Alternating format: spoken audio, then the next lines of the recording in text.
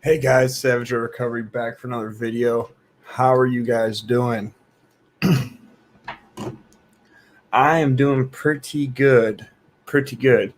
The main reason that I'm doing this live stream is because it's been a minute since I did a live stream. And also, I seem to keep coming into the same idea that every time I go into certain types of channels, that I keep getting met with the same hostility for being white.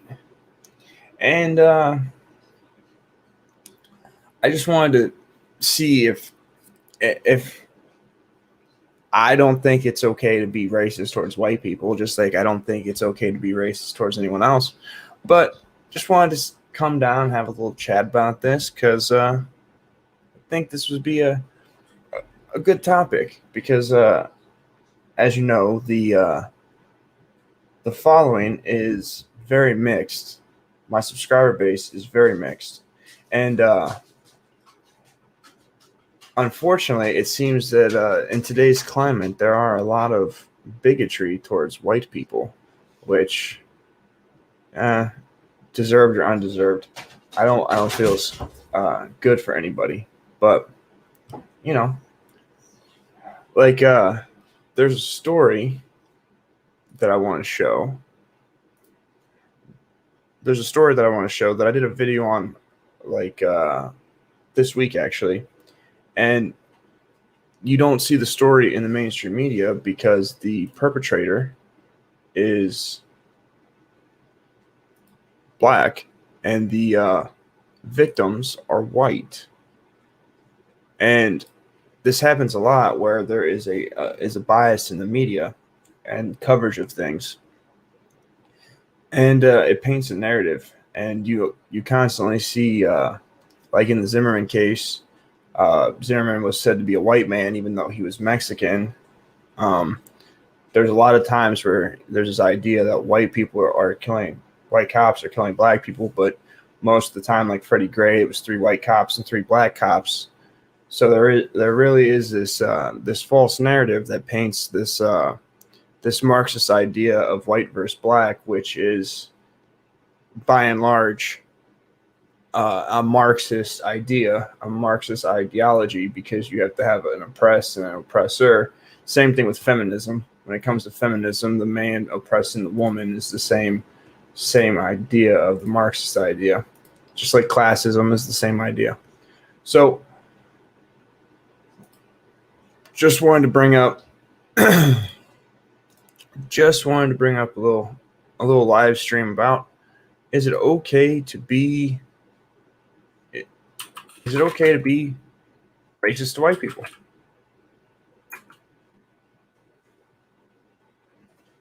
Is it okay?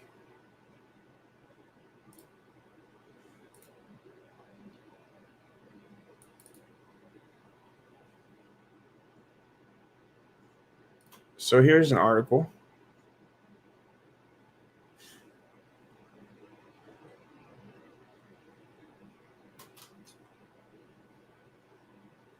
Yes, that's weird. It's a weird article.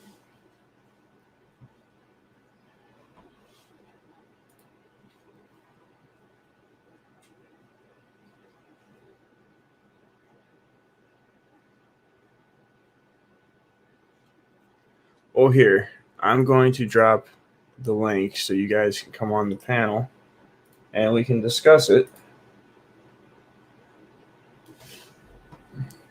See, I don't really think that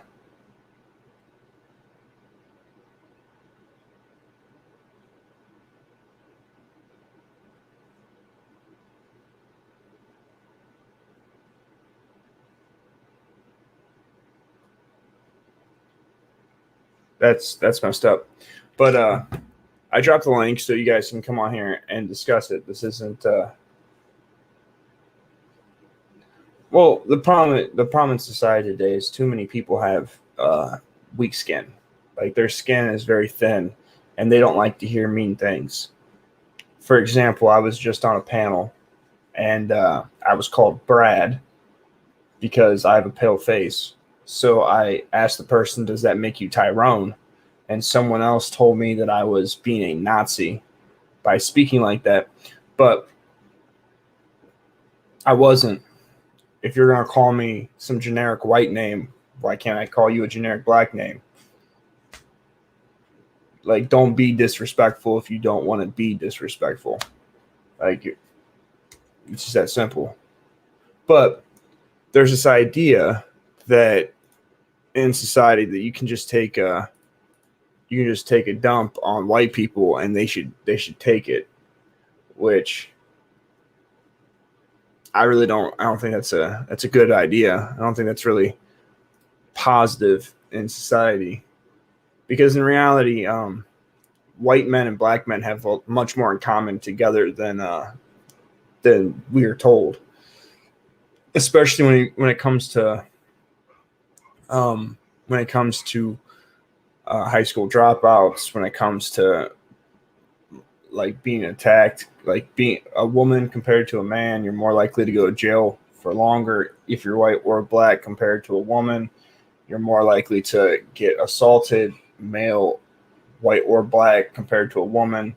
Like, we are much, much closer when it comes to statistics as men altogether compared to our female counterparts. But, white people bad because some shit white people did 160 years ago. Because that's what we're doing. Which I never understood that argument.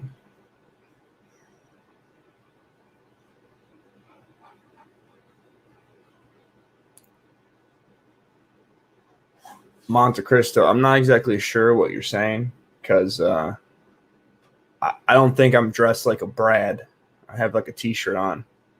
I don't know. Like, do white guys named Brad wear t-shirts? Is that how, like, is that the comparison you're making?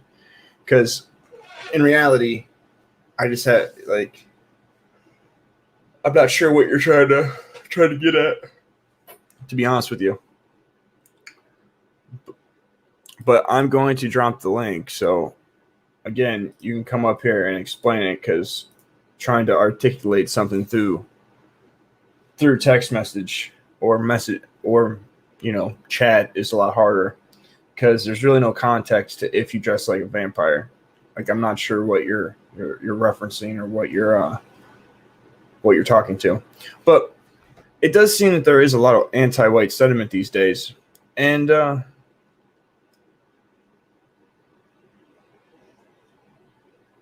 well, what's up?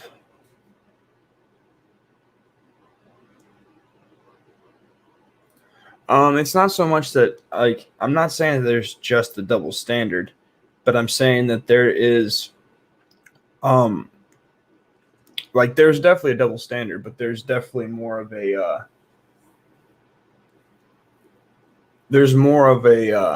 it's okay to shit on white people type of thing.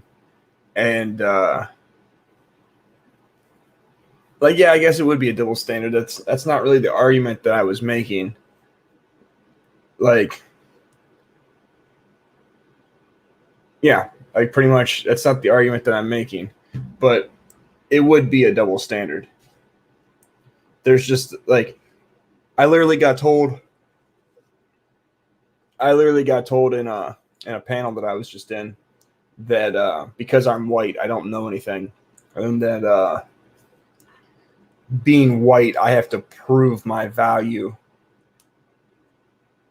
because I'm white, which, like, that's like that doesn't really, that really makes no sense. It makes no sense to say that someone has to prove their value based on their skin color. I thought Martin Luther was about the content of your character, not on the basis of your skin. But I could be wrong. I am white, so for some reason I can't read or something.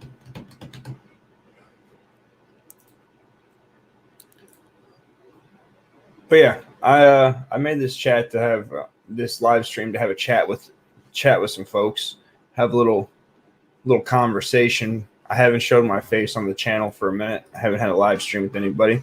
Wanted to have a nice little panel discussion. Little panel discussion, you know.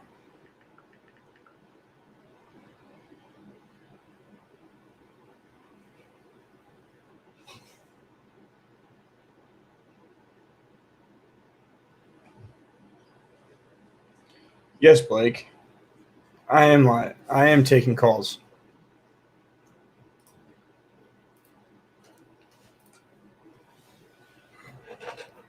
Jesus.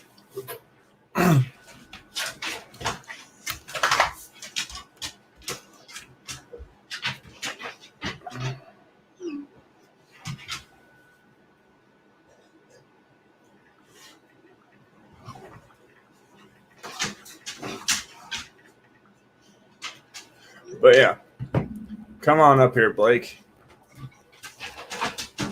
Come up here and tell me about how religion sucks and society is horrible and the government's bad.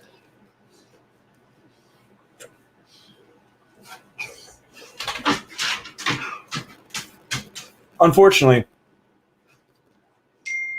I think there's a lot of I think there's so much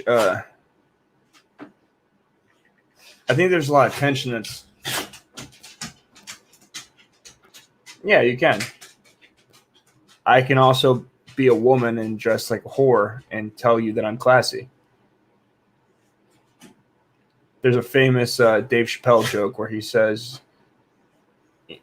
you might not be a whore, but you're dressed like one.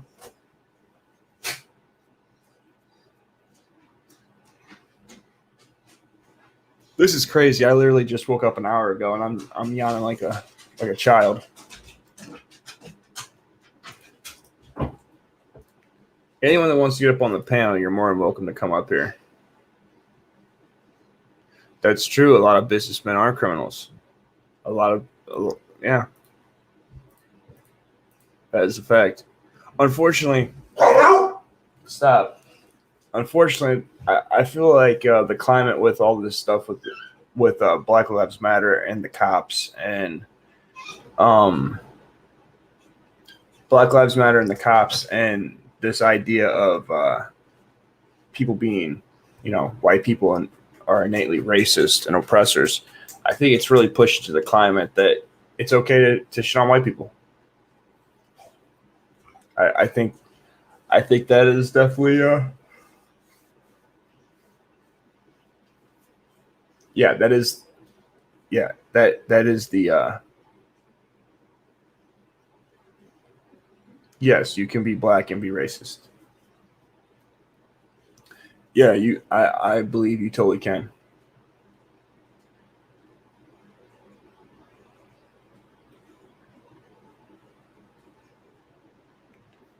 Oh, Blake, what's the grind? What do you mean by the grind? Like, usually when I hear about grind, it's usually like grinding to make money or drug dealing or something like that. I don't know what you mean by the grind. I'm not hip to all you white people lingo. I'm not hip to your white people lingo.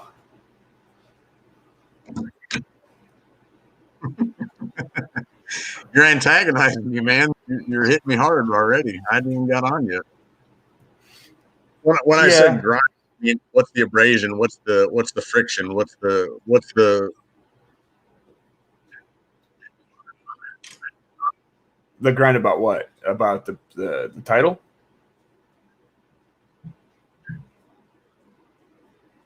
Can you hear me? Yeah. Yeah, I got you. I've been in a lot of black spaces on YouTube, and it just seems that I keep running into I'm a pale face, so I get a lot of racist comments said to me just for being white, not even saying anything that's controversial. I got a big lag for some reason. That's probably because your internet sucks. Oh yeah. No, never mind. I got it. No, I fixed it. I had the regular YouTube open at the same time. I forgot to close it. Yeah, well, I mean, here's the problem, and I understand what you're saying, and I get it because there's you get a lot of shit thrown at you from the outlier voices. The loudest voices are usually the minority of opinions, but it doesn't mean that society's that way. It certainly doesn't mean that the government's that way. It doesn't mean that broadcasting agencies are that way. People are going to say what they're going to say to get under your skin. I mean, expect it. No, That's just what they do. yeah, I'm not really bothered by it getting under my skin. I just like it really doesn't get under my skin, to be honest with you. It's weird that like people are so blatantly like people are blatant with their disrespect and the fact that it's like they think that it's like it's okay. It's kind of like if your girlfriend was flirting with a dude in front of you, the fact that it was blatant in front of you, like she thought that was completely okay, like she didn't even have the decency to hide it, is more bad, like would be more shocking to me than her actually flirting with dudes when I'm not around. Like I can understand her flirting with dudes when I'm not around, like that makes more sense. But to be emboldened so much to where you think it's completely okay to do in the open, that's where my brain starts to go like, damn. Well, your comparison kind of falls a little bit to the wayside because your girlfriend kind of has a contract with you. You have a relationship. There's underlying ties and bonds there. There's history. The people that you're talking to and what you're calling black spaces this evening don't know you. They don't care about you. They're reacting in their relationship, and their bond is to what they think the meta opinion is in the space that they're in. I mean, they probably don't even actually believe the things that are coming out of their mouth. They're just saying it for social clout and to get a couple likes and attaboys and you go girls kind of thing. I mean, it's not. If you ever got a person one on one here, they're probably not going to say the same things that they're going to say in an anonymous chat, in a YouTube comment section or a live stream chat. I mean, I get it. It's frustrating. And to me, when I run into shit like that, it's frustrating because these people don't even see the negativity that they're putting out in the world, But what the hell are we going to do about it? Nothing. Don't let it bother you. Yeah, I don't. I really don't let it bother me. Like I literally, when I just went on a panel and I got 3 subscribers from being on that panel, and then I made the show and 2 of them got off. Like I find it funny that in today's climate, there's so many people that have thin skin. Like there's a lot of thin-skinned people out there, and a lot of people want to dish it, but they don't want to take it. Honestly, I don't think I don't think anyone should make any sort of derogatory comments about anyone's race just because it really doesn't matter. It's something that you're not going to make fun of a person that's born without legs. Like they can't help it, they weren't born with legs. It's just something you can't control, and it makes you more of a dick to make fun of that person than making fun of a person's bad jump shot.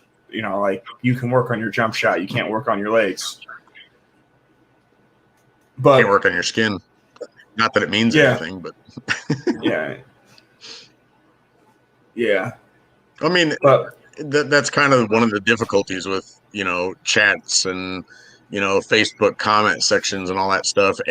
If somebody perceives you as being of another opinion and has anything to lose, socially in public, in spaces, they're going to assume the worst about you.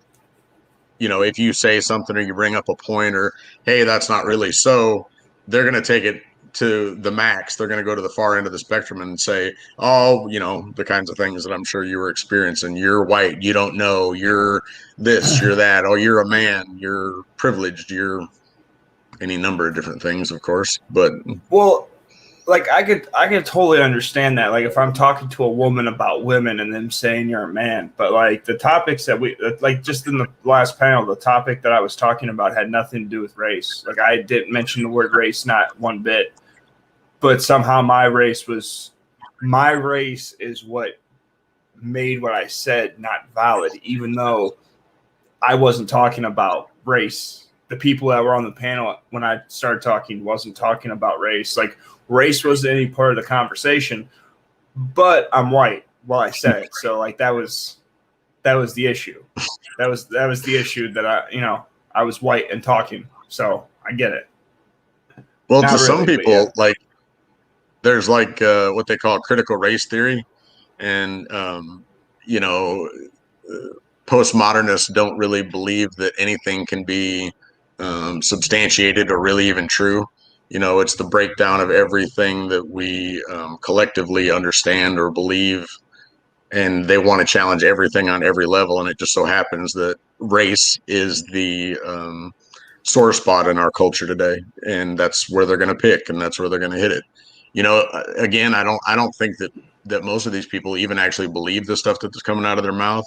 It's just an immediate defense. You know, it's like a unthinking reaction to just say, "Well, you're a man. Well, you're straight. You're cis. You're um, whatever the fuck else. I don't even know.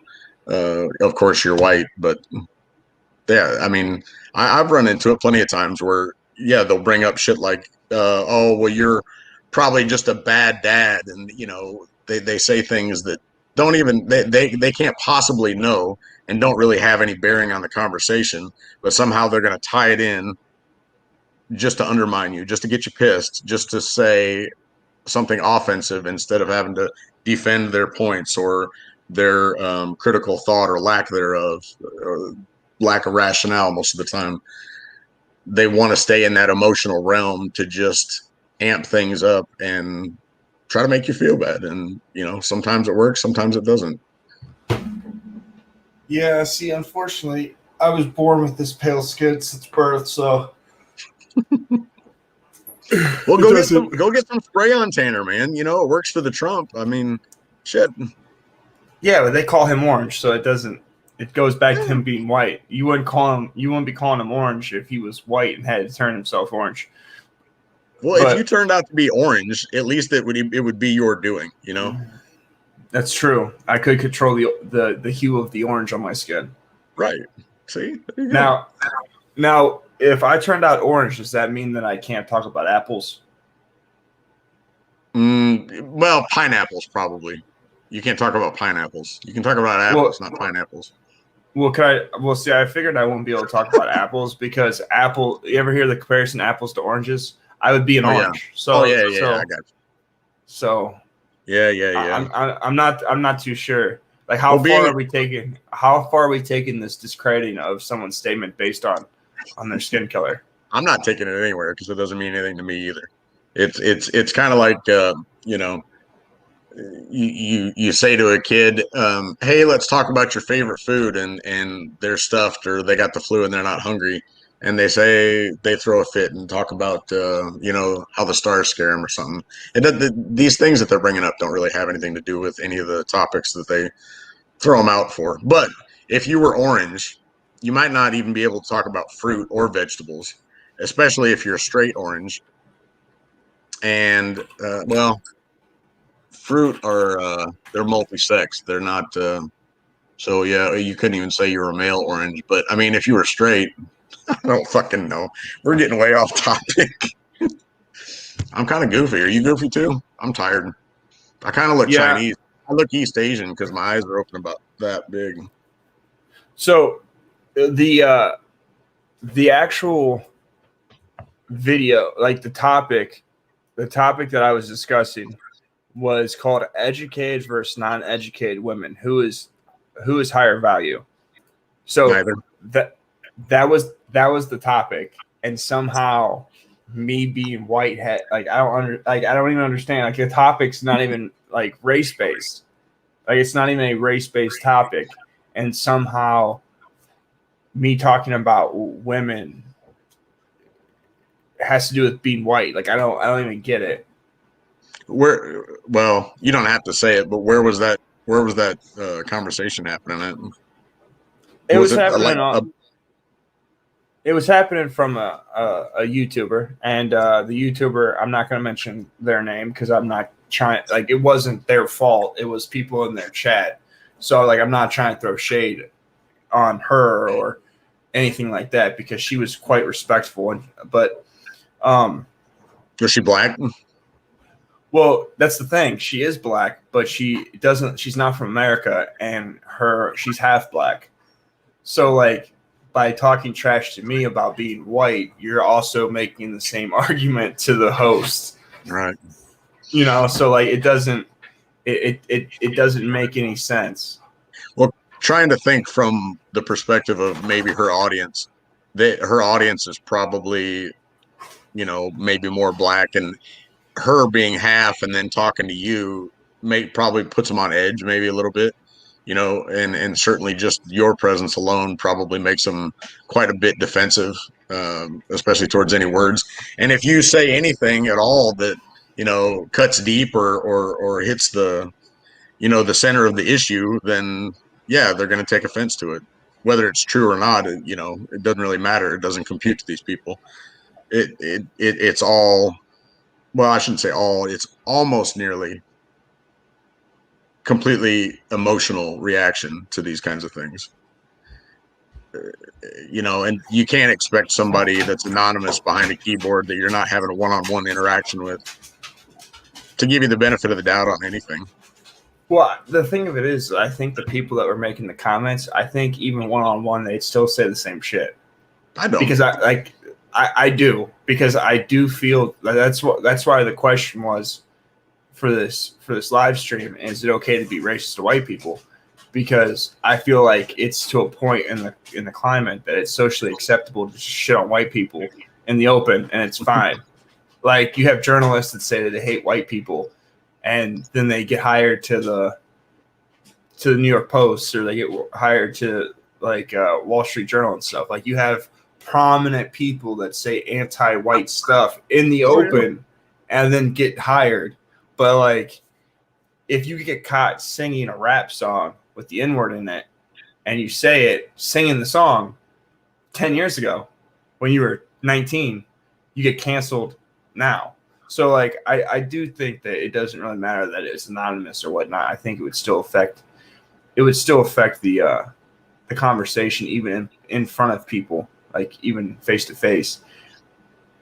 But when you're talking about like, okay, so just imagine a black conservative, whether it's a woman or man, it doesn't really matter, right? So you're talking about a black conservative. Well, conservatives don't generally like to be outside of their comfort group. Well, hell, nobody does really. And so do you think what's not true? Conservatives are actually way more willing to be outside their comfort group. Well, it depends on topic, but if you ever go and watch any conservative channel that does debates, they always try to get people from the left to debate them, and the left always turns it down. Well, if you're talking politically, policy, I mean, you're in the social realm. You can't really have a debate about subjective social things. I mean, you can't have a debate about feelings. You can't have a debate about perspective. You can't have a debate about these kinds of things. It's kind of a broad, open topic that everybody has an opinion on, and you can't disprove or. Yeah, but what you're saying is like if you think it's okay, if someone thinks it's okay to steal, I don't agree with stealing, so I don't hang out with people that steal. Like it's not a political thing; it's a moral thing. Like you're gonna hang out with people that are similar to you, like that. Like that's common. That's a common human trait.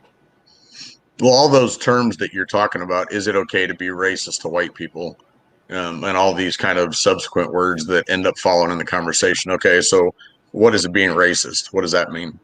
Does that mean it's okay to lynch white people, or does that just mean it's okay to categorize them, generally speaking, based on your experience or statistics, or there's a pretty wide range of interpretations of racist. Can you call them cracker? Can you call them wigger? Can you call them? I mean, what do you is it words? Is it? Well, technically, lynching would be murder. So. Well, if you're only lynching white people, it would still be murder. So I think that's a bit of a stretch. I was was being hyperbolic.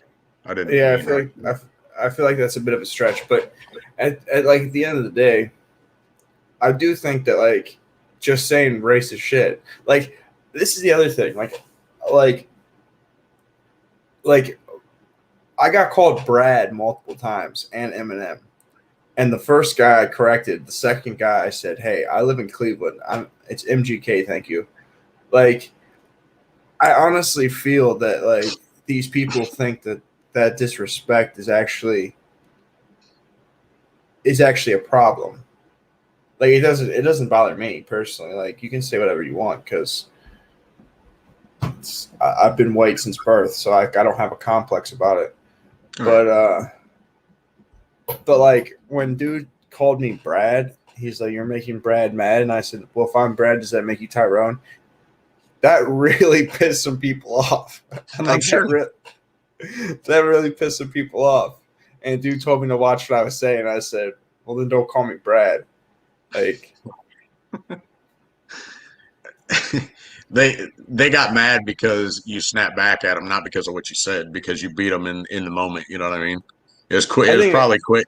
It was probably quick, and they just went, "Oh fuck!" He just made a better joke than we did, or it's so. I think it was both. I think it was the fact that I had the balls to say that is I think what bothered them. Yeah. This fucker's not supposed to challenge us. What's he doing? Yeah. The shock. Oh my god! Look at the white guy. He's challenging the mob of the, woke black folk over here. Holy shit! It was only like three. It was only like three dudes. Like I was asked about my last thoughts, and I told him because they were talking about the guy before me was talking about he makes six figures and like he doesn't like to date educated black women because he doesn't want to deal with the disrespect. And then my last comment was, it really doesn't matter if you date black women or non-black women because feminism has infiltrated most of Western society. So like your probability of falling against a woman that's going to be disrespectful is prevalent regardless of the race. And dude's like, "How would you know, Brad?" And I'm like, I date white women and black women, so like I kind of because I would like I know like my sister's white, my mom's white, my aunt's white, my grandparents are white, all my sisters are white. Most of the girls I know are white. Like I grew up in a mixed environment, so like yeah, like my majority of my family's white, so I don't know like how I wouldn't know about white women. Like that's because I'm a man, because I'm a human being, because I grew up, because I've experienced 51% of our population on several levels, and it's not too hard to fucking see. Yeah, like it's not it's not super complicated when it comes to women in general, but it happens. Like, "Oh, okay, Brad." Like, dude, like, why be a dick? Hey, what's up? What's up, slave? Right? Yeah, like at the end of the day, it's just stupid. Like, how would I like? I even says like, I literally said like I have a black baby mom and I got a white baby mom, and they say the same shit. They say the same shit. That's exactly what I said. Like they say the same shit. On the other side of the baby or on the other side of marriage, there's a regression to the mean. No matter what color they are, they all fall down. It doesn't matter. They're going to be the best while you're in bed, and then that first couple times, then it just goes. Yeah, like they all do the same shit. Like they try to play to my ego. They try to manipulate. When they don't get what they want, they call me out my name. Like they insult me. Like it doesn't matter what race they are. The only difference between my black baby mom and my white baby mom is my black baby mom has called me a racist before, and my white baby mom hasn't. So that's good. Like, yeah. So like that's the only difference. Like Did you buy her? Did you buy her in Nairobi somewhere or like Dhaka? Or I mean, was that why you were racist? Is that? No, actually, the reason that I was called a racist was because I was dating this chick that got pregnant, and she called me the N word, and I broke up with her, and then I found out she was pregnant. So my babe's mom was mad about something, and she told me that I was a racist because my ex girlfriend that I got pregnant said the N word and called me the N word. So, like, I was guilt by association of being white, even though I had broken up with her when that happened. So, like, it wasn't even something that I said or did. It was the actions of another person. And the girl that I got pregnant wasn't even white. She was Puerto Rican, or she was Mexican. So she wasn't even white. Like, so I got accused of being a racist from a person that's not white, calling me a racist word. So yeah. Well, the funny thing about the N word, I wish I could say it. We didn't discuss it beforehand, but it doesn't really have any meaning. Like, define it. What does it mean? It doesn't mean anything. What, it ends up being the worst possible interpretation when it's comfortable for somebody to use it that way. But even then, and in the moment, they couldn't tell you what you meant by using that word. They couldn't say, well, it's this, or well, it's that. What does cracker mean? I don't know. It could mean maybe we're dry, we got a bad sense of humor, and we're pale. Does it mean anything? No, not really. Well, so the context I've always heard about crackers, like what they call the guys with the whip, is why they call white people crackers. But even then, that would be like semi-positive. Yeah, like I don't like, yeah, like I don't see how that's derogatory, but but at the same time, like it just doesn't make any sense. Like it really doesn't make any sense to me, because like, how many times I've literally been told in a comment section that I don't know something because I'm white, and it's like, I didn't think the white stereotype was that we can't read. Like, I didn't think that was a stereotype. Like, I can't. Well, you can't read their thoughts, and you certainly haven't read the textbooks that they read. And, I mean, it's a problem. Trying to, for a postmodernist or somebody that's, emotionally entranced, I suppose, to try to communicate with somebody who is a little bit calm and somewhat rational and, comes from a completely different perspective and world, that's going to be a hard conversation to have. Well, this is what makes me laugh. So at work, I have two journeymen on my job. One's white, one's black. My kid, I got one that's mixed, one that's white. Like, literally in my life, I live in a black neighborhood. So, like, I also have face tats, and I also look like a criminal. So, like, I obviously am not your average Brad. Like, that, I don't fit that criteria. Like, and then be like, oh, well, how would you know about white women? I don't know. Just call it a hunch. Well, in the moment, they're going to judge you on the lowest and easiest common denominator. And you're white. Topically, that's the easiest thing for them to pick apart. It doesn't mean anything, and they didn't do a good job at it, but it's like second grade. It's out on the playground. It's I know you are, but what am I? And nobody fucking has any thoughts at the end of the conversation. Nobody put out anything of meaning. Blake, if Joe Biden can say the N-word, you can too. Let it rip. You'll feel better. I know I can, but I don't want to say it because I don't want to fuck up Savage channel. No, don't use the hard ER. It don't matter. The Boondocks episode was so funny because the teacher was like, he asked, can a nigga borrow a fry? And he was like, I was just like, how can a nigga borrow a fry? Boondocks? You have to watch it. It's the episode of Boondocks where the teacher he was a white teacher, and he had got so desensitized to hearing the black people say it that he heard something stupid, and his response was, he heard the guy ask, can a nigga borrow a fry? And the teacher was like, how can a nigga borrow a fry? And then he was like, I didn't know. He said, I hear him say it all the time. Like that. He actually be like, teacher, he said, I didn't know they talk to me like this all the time. It was a hilarious episode, the Boondocks.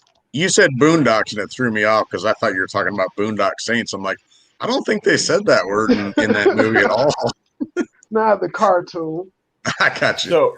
So I'm gonna bring you up to speed, Money Boy. So I was on a panel, and the panel, I'm gonna read you what the title was. I'll be right back. Educated versus non-educated women. Who is the higher value? And I got on there and I made a comment about women's nature. And I was in the comments, I kept getting called Brad. So I asked one of the people in the comments, if I'm Brad, does that make you Tyrone? And you became racist as fuck after that. And I became a patriot of World War II Germany, is what I was called. And I was told to watch how I speak. And then I was on a panel, and they were talking about women and them being disrespectful. And I said, like, the fact of the matter is, even if you're white or black, you're gonna end up finding, if you end up dating a woman, you're more than likely gonna date a woman that is disrespectful to men in general. Because even white women are disrespectful. I was like, it's feminism. Feminism has gone into everything. And the dude that talked before me was like, how would you know, Brad? I'm like, I don't know, because my sister's white, my mom's white, my aunt's white, like all my sisters are white, all my sister's friends are white. Like women. I've dated white women in my life. I don't know. Just my grandma's white, her sisters are white, like all my great aunts are like, I just had a few run-ins with some white girls in my life. Yeah, I hadn't met a woman yet that I've been like, oh, you're different. Except for Tommy Lauren, and I've never met her, but I'm quite sure she's different. I'm holding out hope for her. Yeah, she's disrespectful as shit, and she's like the rest. But not to me. Yeah, because you're struck by her. But I got that BBC. That's why. I have a BBC too. When I go down to the sex store and I buy that giant strap-on. But I thought it only matters what you're getting in bed with. I'm not sure what you have to offer should affect your taste. But so I got told, like, so when dude said that to me, the rest of the people in the comments was like, oh, this dude's legit, like, much respect to the guy that was disrespectful. And dude told me that this was a black space and I wasn't going to come over here and run anything. And I said, well, clearly your self-worth must be very low if you think that I can come over here and have an articulate conversation. And, I'm running something. I was like, I don't think you're running anything either, because obviously you're not a woman named the name of the show. And, yeah. Like, just so trying to protect the black woman. Yeah, so my presence alone meant that I automatically was trying to run something, which I thought was kind of weird. Dude, you should embrace that power. When people give you that power, embrace it. That's what they want. Show it to them. Well, I think it really. I can come over here and run your show. Watch me run it, then. Well, it wasn't even their show. That's the other thing. It was someone else's show, and they were telling me that I don't run it, even though I wasn't trying to run it, and they don't run it themselves. It's like you telling the guy outside that he can't swim in my pool. Well, it's not even your pool, so I don't know why you're telling the guy that he can't swim in it. Like you have no dog in this fight. People are dicks, and just because you're white, they're going to automatically assume that you're racist. Yeah. So then when I They're said I gonna had it, automatically assume that they can disrespect you and you can just and that you'll just take it. yeah, that's the whole point of the show. The point of the show was that, is it okay to be racist to white people? Because I feel like people think that's okay. I feel like we're in a climate right now that it is okay to openly say racist shit to white people. And I feel like I proved that by saying, well, if I'm Brad, then does that make you Tyrone? That I was racist. Like, Sure. Well, I Hey, preach every day that we're making racist unintentionally or intentionally. I let black people know y'all are creating racists out here. For you to say this is a black space, you can't come in, but then be upset if a restaurant says I don't serve black people. It's kind of stupid. I'm perfectly fine with people being racist, and I'm perfectly fine with people discriminating against other folks for being racist because the logical outcome is it's not going to get you anywhere. It's not going to get your business anywhere. It's not going to get you anywhere in your personal life. You're going to lose friends and contacts or that kind of shit. I say allow anybody to say anything they damn want. I mean, is it okay? Sure, it's okay to be racist to anybody you want to, but you're going to get ostracized. You're going to get stigmatized. You're going to become alone. You're going to go broke. You're going to lose business. see, I've never went to a job interview, and there's a white guy on the other side of the desk, and he's like, yeah. You got good work history. Oh, you've been in this field for 5 years. That's good. That's good. Now, here's the real important question: are you a racist? And me be like, yes, and then be like, oh shit, you're hired, and I'm gonna give you a $20 bonus or something. Like I've never seen it. I've never heard anyone be like, oh shit, you're a racist. We're gonna get you into upper management. Like I've never heard it ever being a benefit in any sense ever. No, it's not. Do you know about Harrison, Arkansas? About how they're supposedly the source of the KKK and all that stuff? It's in north central Arkansas. But anyway, if you ever travel through Harrison, it is the most dead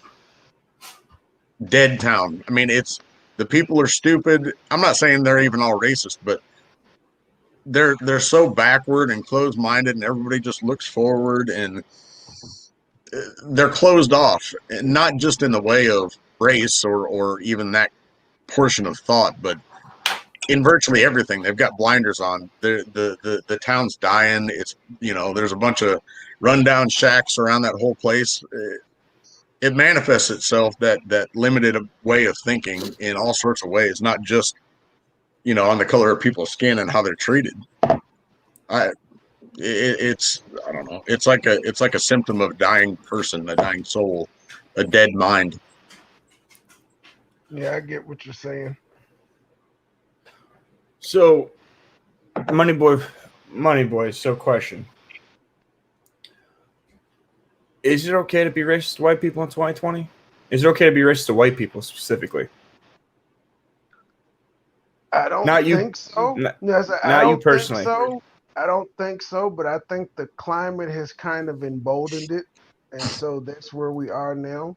But I also, as I said, I tell black people all the time, you're creating racist. And you also have to be, if you want to be racist in public, you have to be aware of those consequences that you get. Like I had to text one of my cousins out in California today because I get tired of seeing this stuff. I said, dude, do you know your white employers that you claim give you $100,000 a year know that you're racist? I said, in an age of cancel culture, I said, like, I'm being serious. Watch what the fuck you post. I said, because that's the type climate we're in. And it looks like that you hate white people. And yet you said this white employer gives you $100,000 a year. So is what you're posting really worth you losing your $100,000 a year career? We're not thinking like that now. We're just emboldened by Black Lives Matter and all this other bullshit that's going on. That once this election cycle is over with, we got to go back to real life. You guys, Jordan Peterson said something, and it's so obvious when you think about it. But he said people that don't want to put their lives together and don't want to face reality find distractions. This isn't verbatim. This isn't a quote, but they find distractions of things to criticize, so that they don't have to concentrate on their own lives and their own problems and things that they create for themselves. And to me, that's all this is. It's the people that you see on the news and at protests and stuff. They probably had a bad upbringing. They probably haven't come to grips with maybe their parents were shit. They can't bear to criticize their mom. That they didn't develop good skills. They got shit jobs. Any number of different things. So instead, they go get wrapped up for a couple years in some bullshit movement that won't accomplish a goddamn thing, and they know it on the front end.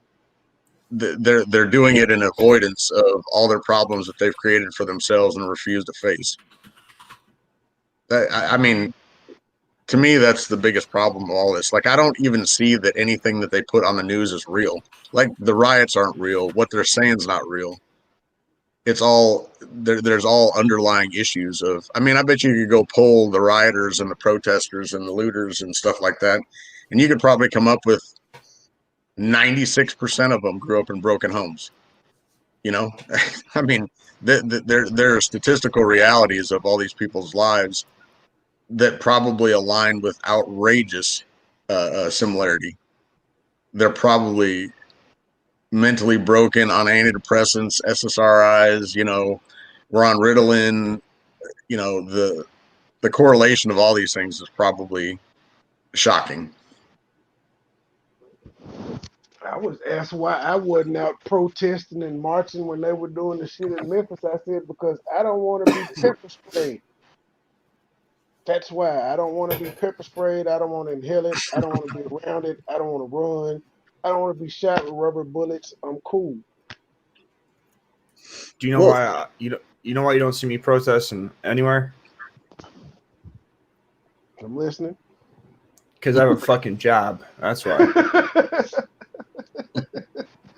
I think you could go on your lunch break. A lot of people are going on their lunch break. Yeah, well, see, I don't have a job where my job is where people are protesting, so it's not. Well, if you get off at the right time, Savage, you could make it to the Capitol building or the DA's office or wherever, just in time for the 5:30, 6 o'clock news. I'm good. I mean, it is 24 hour. It is 24-hour protesting, so they got a slot for you if you want to. Right. If you really want to make it. Yeah, just go get in line. Find your mask and get in line. Nope, I got a job. I got kids. I got kids to take care of. I don't need to catch some fucking stray bullet or some. I don't need to catch a stray bullet or some rubber bullets or get hit by a car or get jumped. I don't need any of that because if I get fucked up and I can't go to my job the next day or I have to take 3 weeks off of work, it only hurts my kids. It doesn't benefit my mixed son to be protesting for Black Lives Matter and be a cripple. That doesn't. It doesn't benefit. So your job was the one dropping off the bricks, huh? Yeah. Definitely not. And he got paid good to do it. Dropping off you bricks. You know what? They just stopped popping up all of a sudden once people started realizing it. No, like yeah. I'm gonna be honest with you. The amount of like work that I do, like my job's physical. I'm not picking up bricks and loading them into anything and then unloading them after work. Like I don't even want to. No, like I really pallet jack, my good man, pallet jack, and forklift. No. Man, I wish that's like shit. Old days where they had to actually pick them suckers up one by one. Now they might have to stack them on the pallet like that one by one, but ain't nobody picking that shit up. That's all forklift. No, they had them damn tongs where you could. They opened up real wide and they could carry like 10 or something at a time. Yeah, Masons still use those. Mm-hmm. Oh, here we go. What kind of masons? Brick Cement masons? masons. Yeah, Okay. brick mason. I thought you were talking about 33rd degree masons. No, You not know what all Freemasons. ties in. Whatever ended up happening to old boy that he ever hit you back up? We were supposed to be doing something again this evening. Coincidentally, I hit him up about 30 minutes ago, and he was like, I forgot. I'll call you. Right before I came on here. He's still full of shit. Yeah. But I He's might not- be he's flying not- down to Dallas to hang out with him this weekend. Why would you? Because he's still my friend. You know, so he doesn't have to come. I've known him for, I guess, since high school, so I guess a good almost 20 years. But yeah, we kick Okay. it outside of talking shit. Yeah. See, I don't hang out with anyone that disrespects me.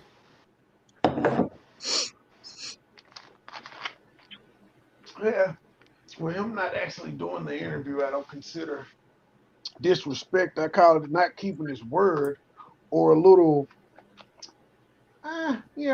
or a little not what's the word?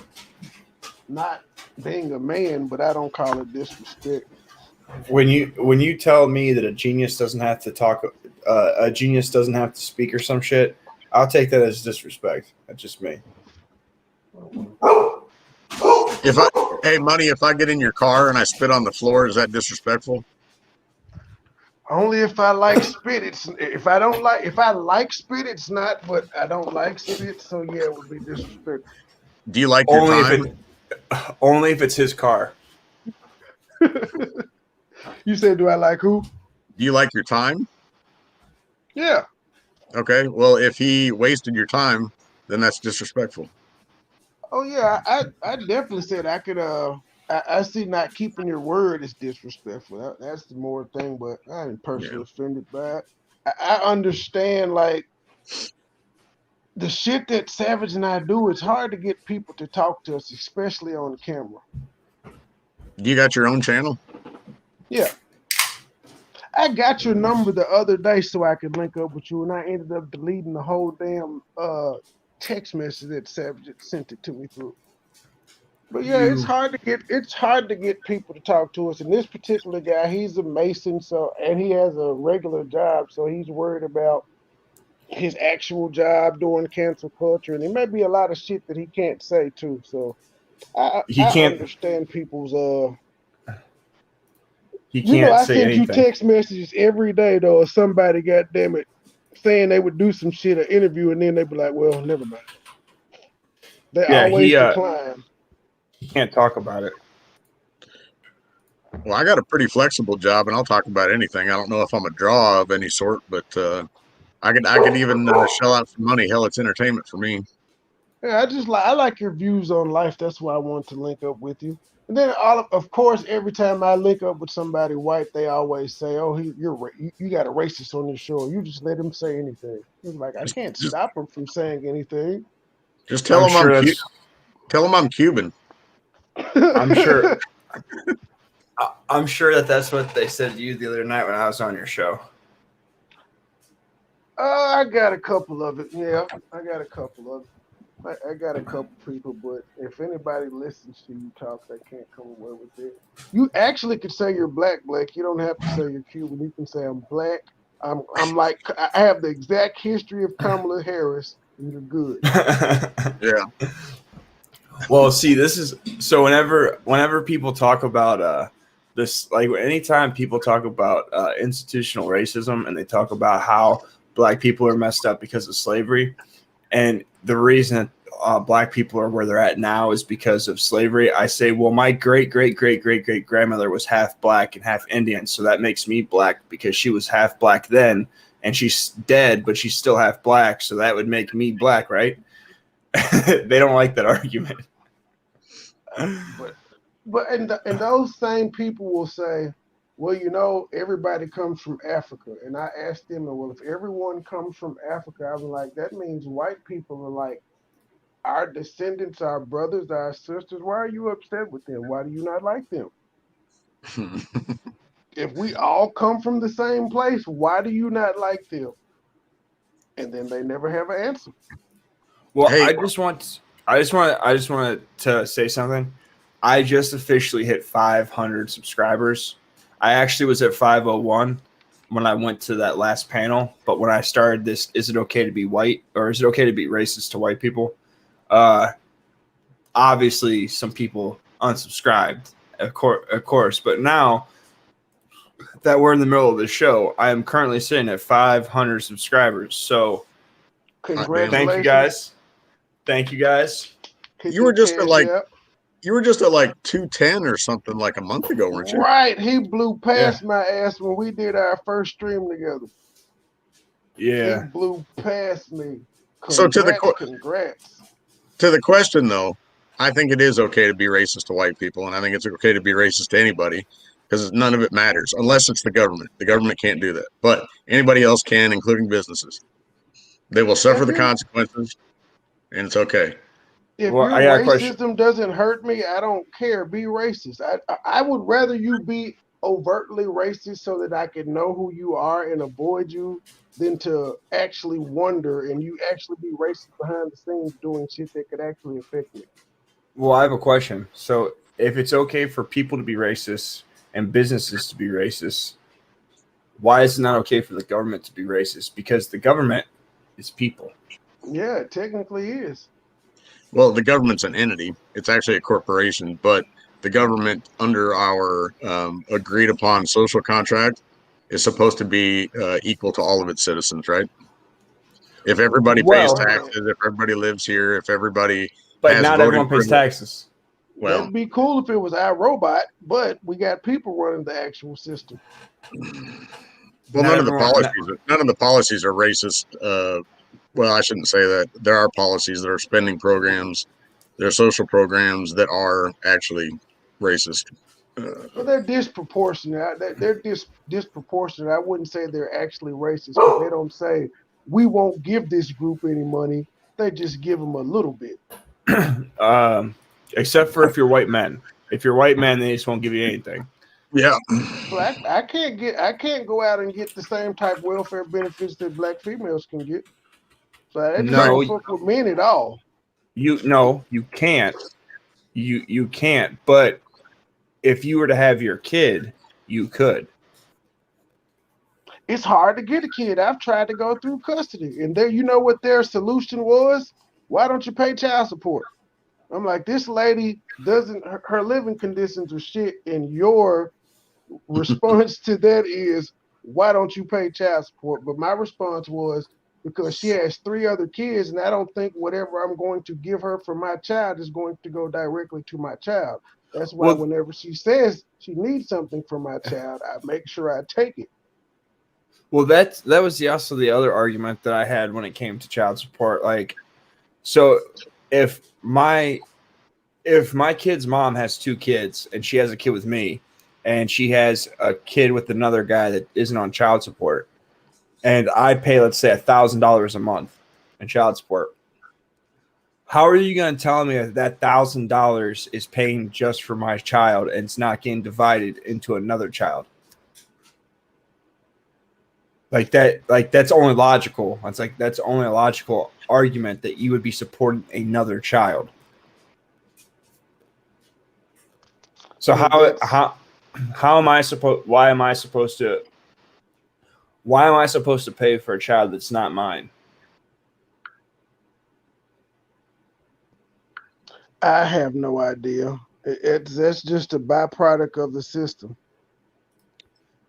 You know, the answer to all that is, why don't we just make custody default 50-50 and you just pay for the kid while it's with you, and you determine the level of living and how many toys they got and what kind of clothes they wear, and you take care of it. I love that idea. I do too. No child support. Fuck all that. Unfortunately, the juvenile court makes money off how many men they actually put on it, so they won't stop. That's part of that government there. And it's not racist towards any man. It screws all men. Mm-hmm. And it lets women stay. You know, there's a racket underlying all those lawyers and their little golf outings with judges and the times they go to happy hour at the bars during the week and shit like that. You know, they draw all that stuff up. Lawyers talk behind the scenes and they say, let's bleed this guy dry. And I think that's true. But also, I think that there is some form of racism in the child support because, like when I went to child support for the first time, like I ended up paying, like I only made $34,000 a year, but my child support was like $16,000 a year before, like that's how much I was paying before taxes, and the amount of money that I was paying was more than all of the other fathers in the house combined. I paid more than all of them combined, and I was the only white guy. And like making 34,000 a year isn't like I'm not that's not baller status. Like I'm not in that, like I'm not in a crazy high bracket of income to where like you're gonna tell me that. But you were behind, weren't you? No, At the time? I was. Mm-mm. Because I wasn't. That's they'll what I do. asked. I wasn't. Because the child support runs, and if you get behind, then they'll garnish you for 20% more than what you normally make. Well, at least that's what they do here in Arkansas, and it doesn't matter how much you're behind; they'll still Here's garnish the- 20%. Savage, you might have actually been behind because, like, she had insurance to have that child. She had to have had some type of insurance to go to a hospital to have that child. And if she did, that got billed through the Medicaid of the state, which you were on the hook for. I wasn't The- behind though, If Well, you had I'm been in saying- prison, how are you not behind? because I wasn't in prison when I had my kids. Where she had a kid at the hospital, she got an epidural, she got prenatal care and all of that. That was billed to you unless she had private insurance.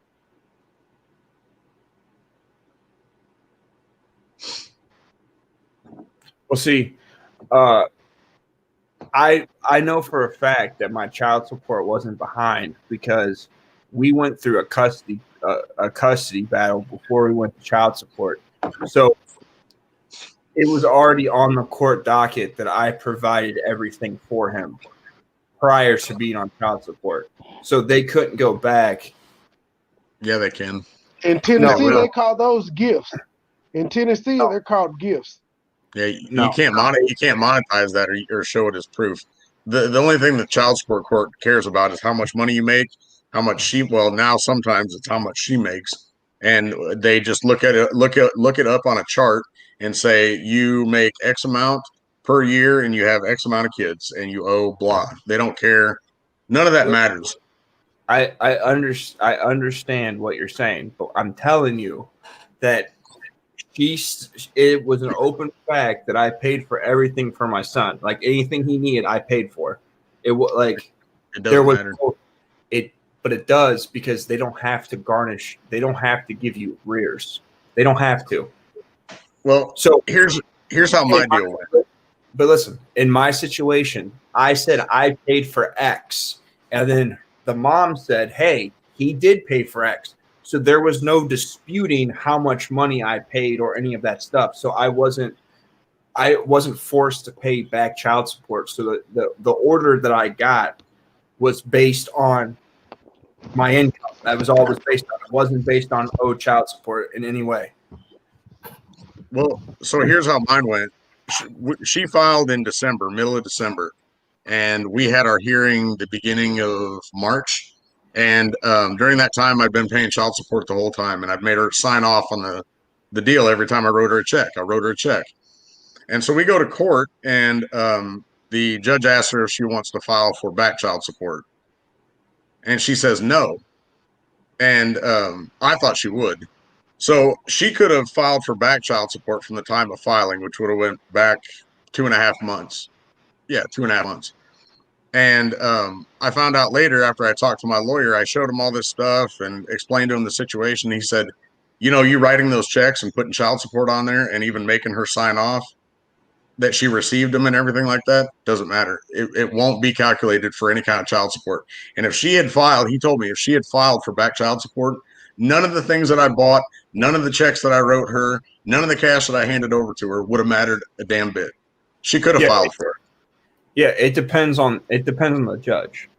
It really does. It's up to the Depends judge's on the state. discretion. Because in Memphis, it depends on the state. In Memphis, that happens like 98% of the time, where they will flat out tell you it's a gift.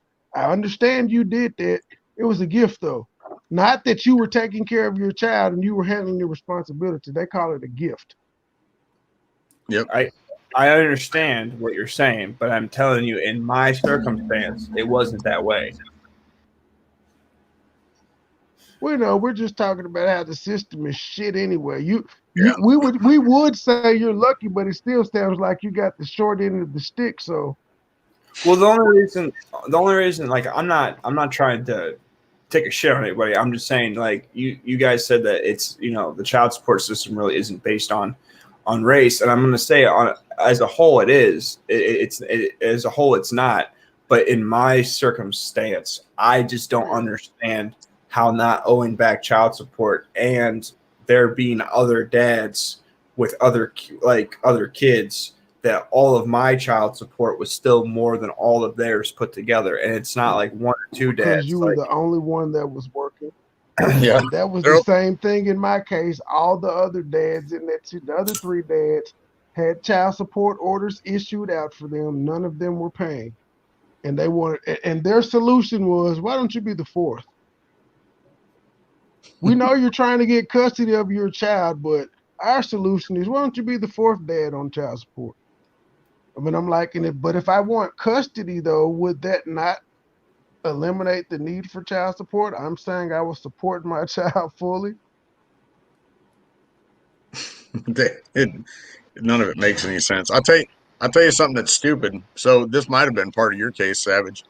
So if you go in and you fuck around with your 1040 and your taxes and stuff like that, if you go up to your HR department and you say, I want you to hold out more of my taxes for the next month and a half, right before your child support hearing. So it looks like you net less than you probably should. If you say, I want to claim 0, right? And they take out more taxes, more state and federal income tax and all that kind of stuff, or I want extra amount taken out for, you can do extra deductions and stuff like that. The child support lawyer, when they present the case to the judge, probably won't pay attention to that. And so let's just say you make $800 a week. You fuck around with your taxes and you do it a month and a half before the hearing, and they want 6 weeks of pay stubs. Well, when you show them, you're only netting $550 a week, right? Instead of netting 580 or 680, let's just say. Anyway, what I'm saying is you can manipulate the system, and they won't even pay any attention to it. Now, most guys don't know this stuff. You got to find out the hard way, of course, but you can show that you make a whole lot less money than you actually do the time that they want your pay stubs for. You might have needed money at that time. So you were maybe saying, I want to claim 3 deductions or something like that. I don't know what it was.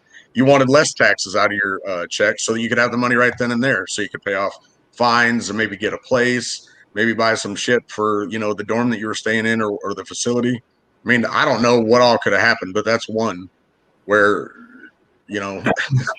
maybe you fucked yourself. I always pay 0. Like, I always claim 0. Always. At some points in time, I had 99. At some points, I'd do 4 or 5. You put 99, they're not taking shit out. 99. But your income tax return is a little smaller, but they won't take shit out. Listen, dude, I claim 0, and my income tax check is still small. I got $40 back this year. Well, without dependents, my smallest one. Without dependents, my smallest one was like maybe $500. But shit, I was 19 or 20 when that happened. Yeah, I had no dependents, and I claimed 0. Here's the other thing that pisses me off. If you pay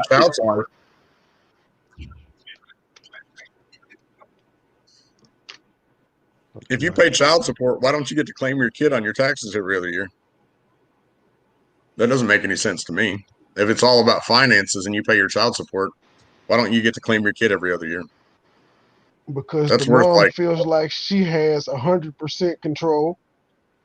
Well, it's not even about the mom. It's about the system. If they were going to be fair, regardless of custody, if you financially support your child, as the court says that you should, why don't you get to claim your kid every other year? I agree. I got audited for claiming my child with my last name. Yeah, the moms have never been. The moms have never been audited for carrying a child with my last name, but when I do it, I get audited. Well, listen, my son will be 4 in February, and I've never got to claim him not once. I've claimed my 17-year-old son once. I've claimed my 12-year-old son 0 times. I claimed my 8-year-old son once and I got audited, and I've never carried my 2-year-old daughter. Yeah, I don't get to claim it. I don't get like my daughter's 1, and I haven't claimed her. And my son's 3, and he'll be 4 in February, and I've never claimed him. Money, you got to keep that gift to women wrapped up, buddy. I don't You even gotta- ask anymore because I don't even feel like arguing. You But got to keep. yes, I know. I got to keep it. I have to be more careful where I put my penis. You just got to be more timely, maybe. I'm a hopeless romantic with a weak pullout game. Keep your own company. It's a whole lot better. The Hold on, champagne sir. victory every day. Hold on a second. Hey, Bobby.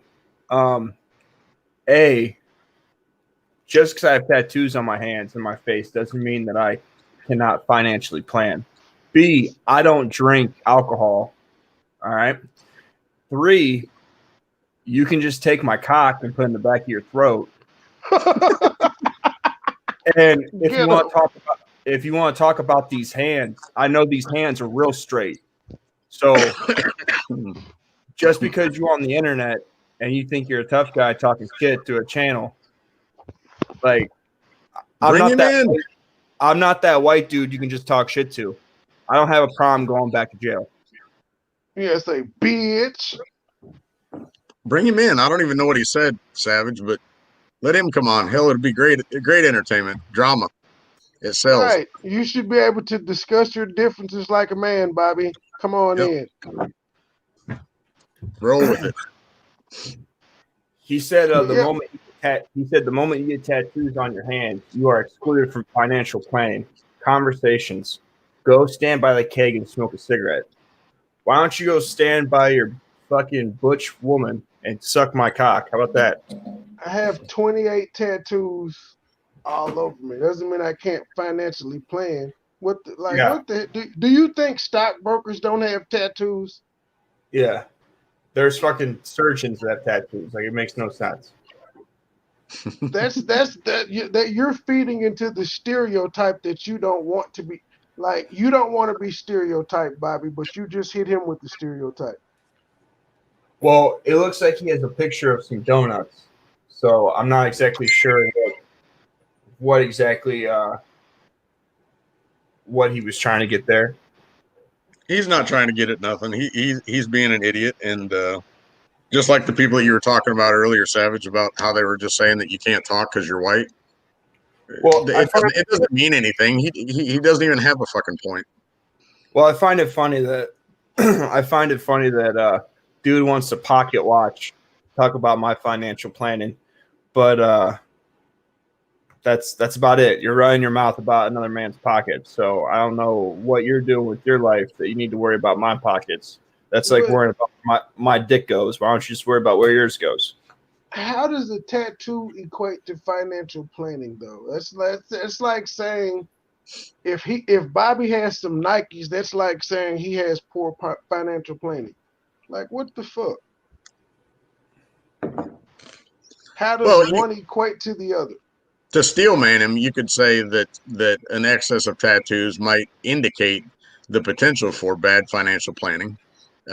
It's certainly not probably the best way to spend money, right? Can we agree on that?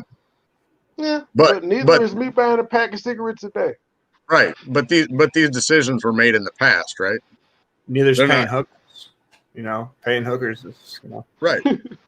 Yeah, you have to do it sometimes, though. Yeah. But if she's a fixed hooker, it might be a good choice and a good spend of money, because if you pay $100 to get your dick wet with a hooker that's fixed, it's better than chasing tail at the bar and playing Russian roulette, with your financials. Right? Yeah. Let's be honest. You know you're gonna get something with the hooker. And the going rate in Memphis is $40. $100. What the hell? That's two people. That's two people for $100. $40 to unload? Holy shit! Yes, that is the running joke around Memphis, that it's $40, and it's actually dudes are strict with it. They're like, look here, bitch. If you don't want these 40, I know a couple more people that will. Do you want it or not?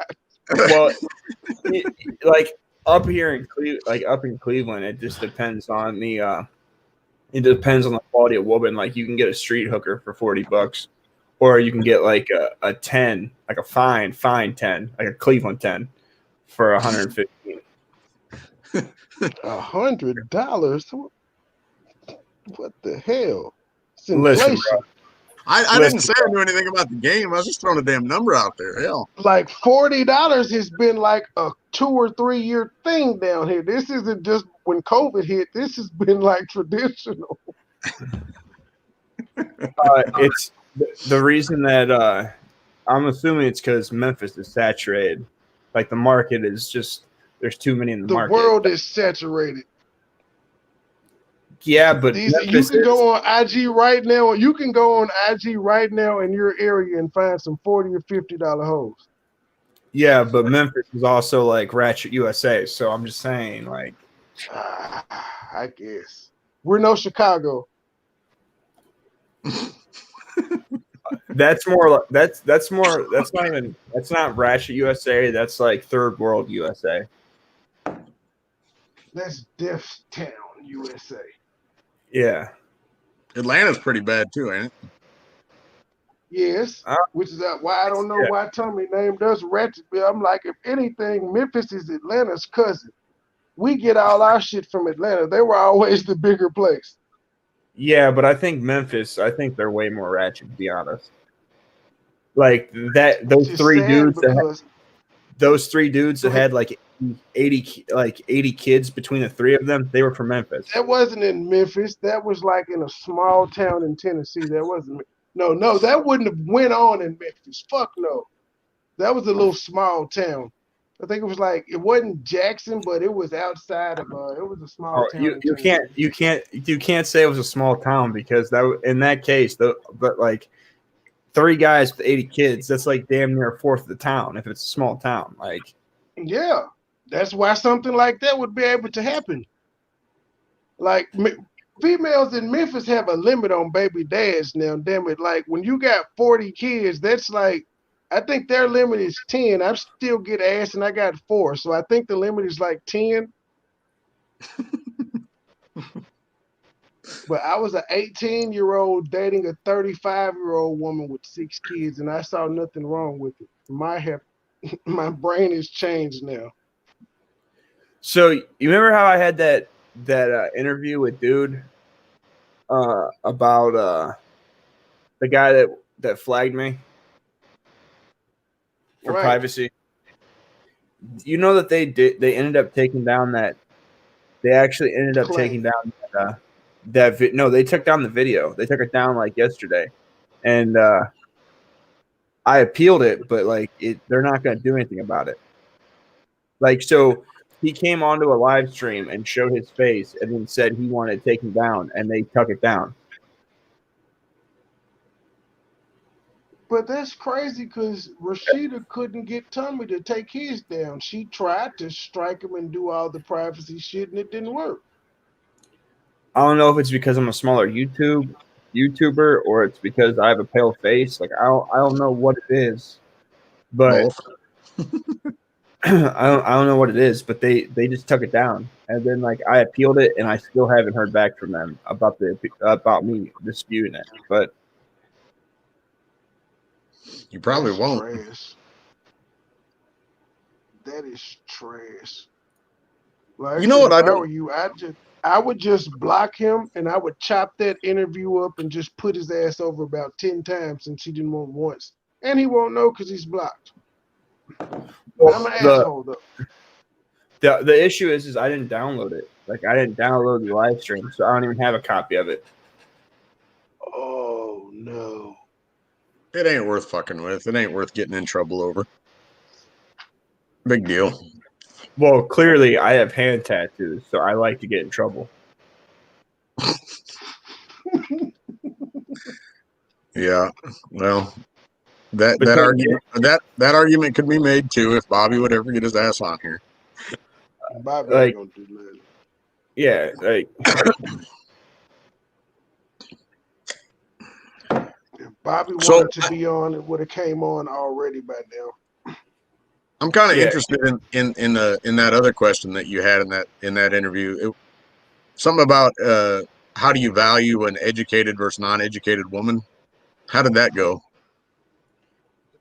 Pretty much, I pretty like my statement was pretty much that it like I don't value one to be better or the other because they're both going to be defiant. Like it doesn't really matter because guess what? You know what my daughter's mom doesn't have? A college degree. Do you know what my son's mother doesn't have? College degree. Do you know what happens? They say the same shit.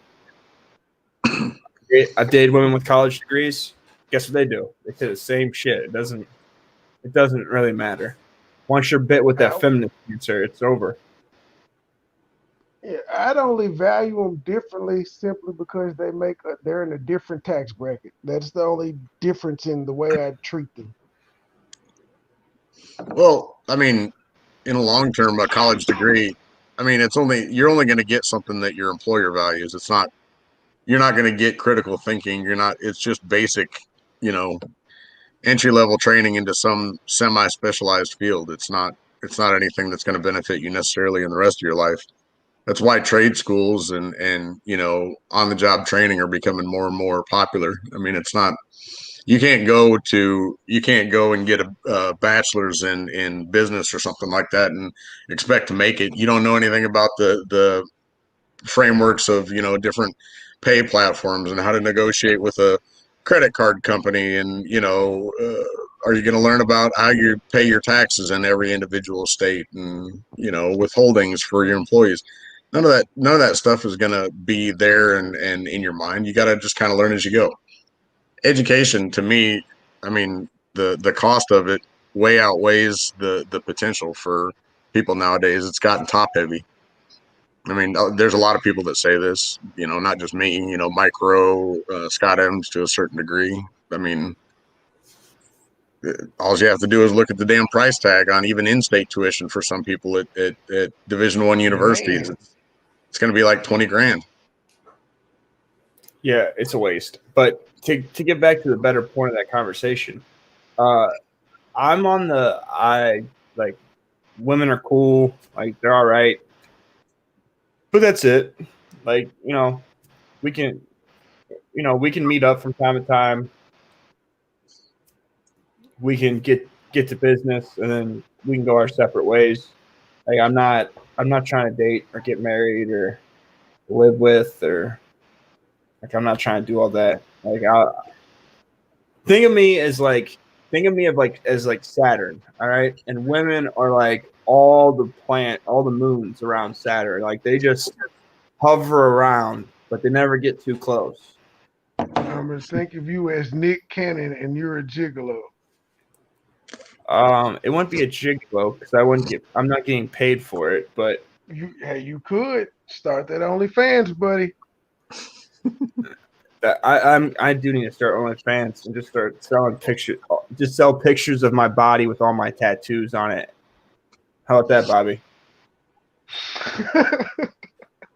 I'm gonna take my OnlyFans money and put it into a 401k, Bobby. You know what I'd want to do for real? Become a masseuse, and not, obviously go a little bit farther than a massage, but just hit up all these divorced chicks that, just hate men and they're mad at their husband, and then they bring in somebody that they pay about $200 for an hour and a half or something like that. You start out with the massage and, they're all happy and stuff like that. And you build them up so that about 5 minutes of good work toward the end, and they're repeat customers for, like the next 5 years. There's a market for that. Yeah, that's what I want to do. I told this chick, though, I told this chick, I was like, literally, because she was talking about she was doing psychology and all that. I said, have you ever thought about doing nude sessions? I was like, that is the untapped market, and you would get a lot of money. You would get like $1,000 an hour to just sit naked and just listen to people's problems. What? Like we already go to therapists anyway. What if our therapist was hot as fuck and she just was naked the whole time while we talked to her? we imagine a lot of them naked any damn way. Right? Yeah. You wanna see what's underneath them khakis, them tight ass khakis. What do you got going on over there, girl? Well, that we don't want the one that's been practicing for 47 years. We want the one fresh out, just Right, starting yeah. out. Well, Yeah, I'll be honest, I think that would go against a lot of practice. Not on OnlyFans. Not on OnlyFans. I think that would go against a lot of like the practices of a therapist. Like, I think that violates some sort of code of oath that they take. Also, you're not. Whenever you are a therapist to somebody, they automatically have emotional transfer to you. So if you were also naked, it'd make it even worse. And also, you are really trying to get like, if you want to be like a masseuse for like women that hate men, that pay like $200 for an hour or $200 for an hour and a half, you're waiting for a Me Too movement. Like you're just rubbing your way into a Me Too. Not if it's recorded on OnlyFans, buddy. Not if it's recorded. Like I've seen porn where they read a disclaimer before that bitch start. They be like, "Do you do this? Do you do this? Did you come over for consensual sex?" It's like we're not playing anymore in 2020. We know how to protect ourselves. Well, you're only on the line if you're like licensed, you know. Like I'm not saying I'd have to be licensed necessarily. I could market myself as like a self-help guru or some bullshit like that.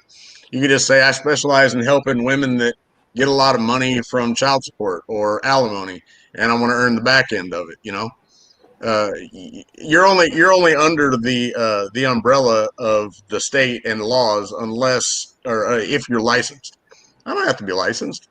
Who needs to go to massage school for a year and a half, 2 years, something like that? The Me Too thing had nothing to do with the state. The state only had to do with the therapist. But you're talking about the law. I'm just saying. But what I'm saying is the more that you're going into this, me not being licensed and it like not involved with the state, all you're doing in this argument is making yourself sound even shadier. So when they hit you with that Me Too movement, they're gonna be like, this pervy bastard's not licensed. He's doing it out of his house. Of course he's guilty. Well, if they like it, have you ever seen people playing chess? The clock where they hit, none of the Asian parlors are licensed. You know that move clock in chess where they hit it and the other person's time starts? I could have one of those and right before things get too hot and heavy, I just take her hand and say, "Hey, just hit that clock right there, and everything after this is, all for fun. I won't charge you for it." She'll pay for the lead up. She'll pay for the lead up, and the touchy feely and the massage and the brushing and getting real close. But right before things get hot and heavy, she just go over there and hit that button, and the clock stops. Sex is free. Yeah, the sex is free. That's just between us. Pay for the therapy. Yeah, exactly. Technically, the sex would be a tip, but I feel like the way that you're romanticizing this is like a 12-year-old boy watching Baywatch. Like I think you're just no women. Well, I mean, the lead up is always better than the act. Women like that shit, dude. I got into seed ticks today out in the damn field.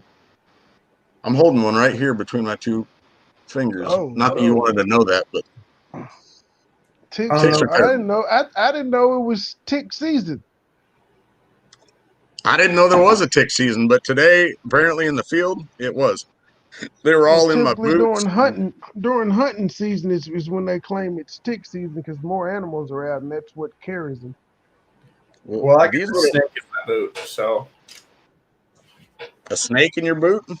Yeah, I got a snake in my boot. I never had that damn snakes in Ohio. There are snakes in Ohio, for one. And two, that's not where you're at. There are garter snakes everywhere. Well, those aren't real snakes. We don't count those. There are two fucking snakes. You understand? In the South, we consider garter snakes pets. Yeah, because you guys are fucking country as shit. Those are pets. We play with those. Yeah, those we put those in a box and let our kids get accustomed to snakes. Yeah. Yeah, you probably stir your iced tea with the fucking garter snake.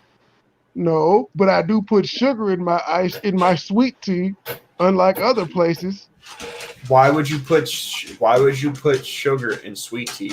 Sweet tea means it's already sweet. And that is why I love the South and I hate everywhere else.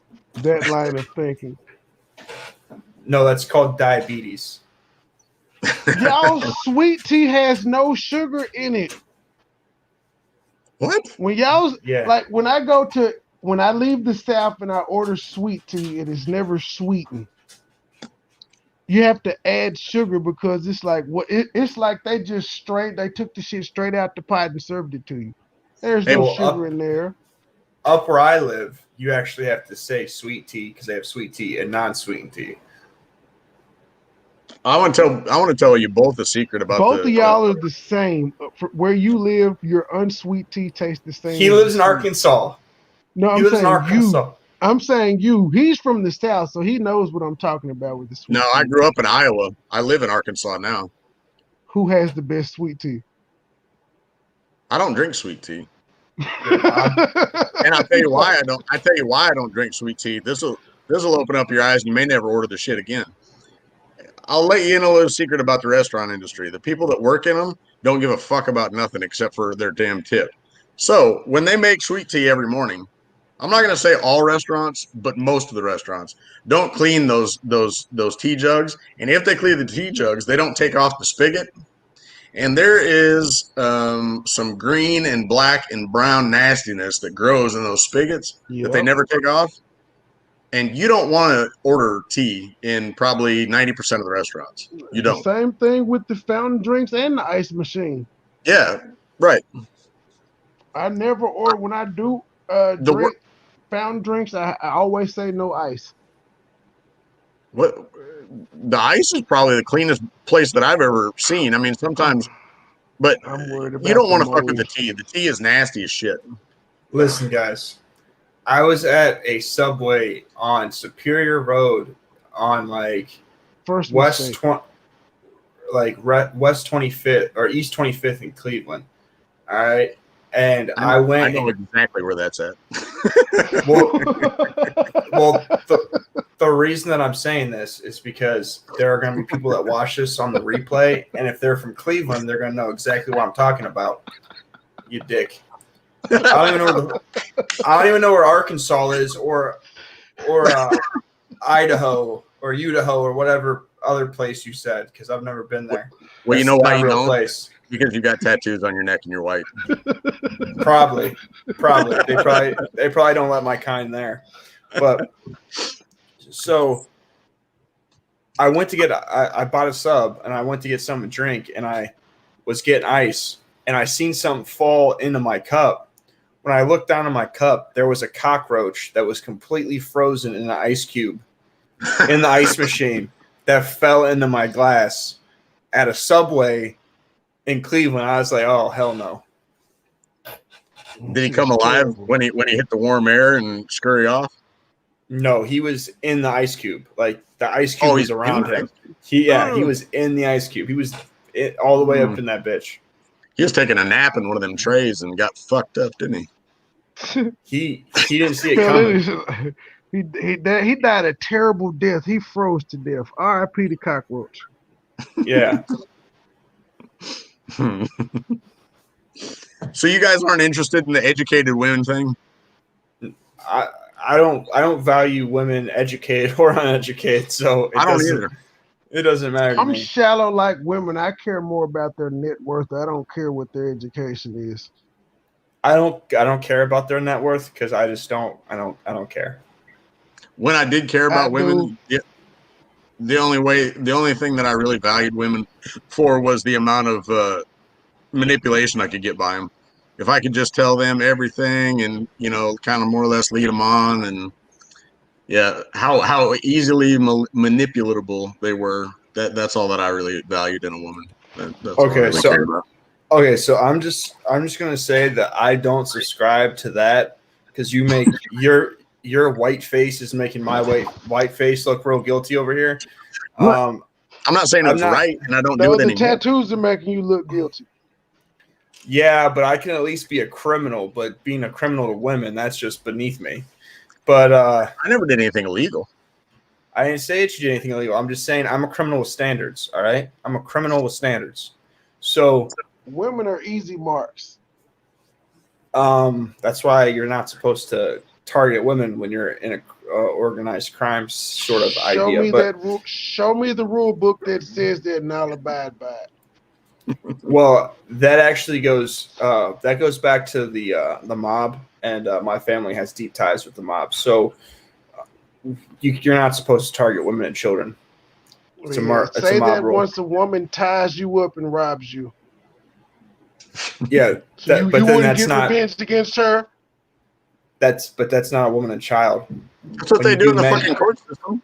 What Tie do you you up and mean rob that's you. not a woman? That is a woman. Women with kids rob people out every day. They set dudes No. up. Yeah, but listen, like let me finish the thought. When you have a vagina and titties, you're a woman. When you have said vagina and titties and you punch me in the face, you have morphed yourself into a man. So when I strike you in your shit, I am now hitting a man. That's how that works. Y'all got a cool rule book. No, like that's the thing. Like women that commit crimes are not considered to be women. Like that's just how that's how the mob works. Like you're part of the life or you're not part of the life. People that are not part of the life are not supposed to be targeted. So what about a mob wife that's making moves? Well, most wives don't make moves. Mob wives don't make moves. They got a whole show full of them on VH1. They making moves while their husbands are locked up. Yeah, in public, they're not doing crimes. That's why they went after Ray Liotta's wife in Goodfellas. No, they didn't go after Ray Liotta's wife. She was making moves.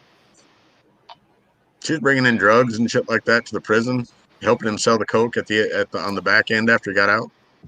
Yeah, but that again, that doesn't.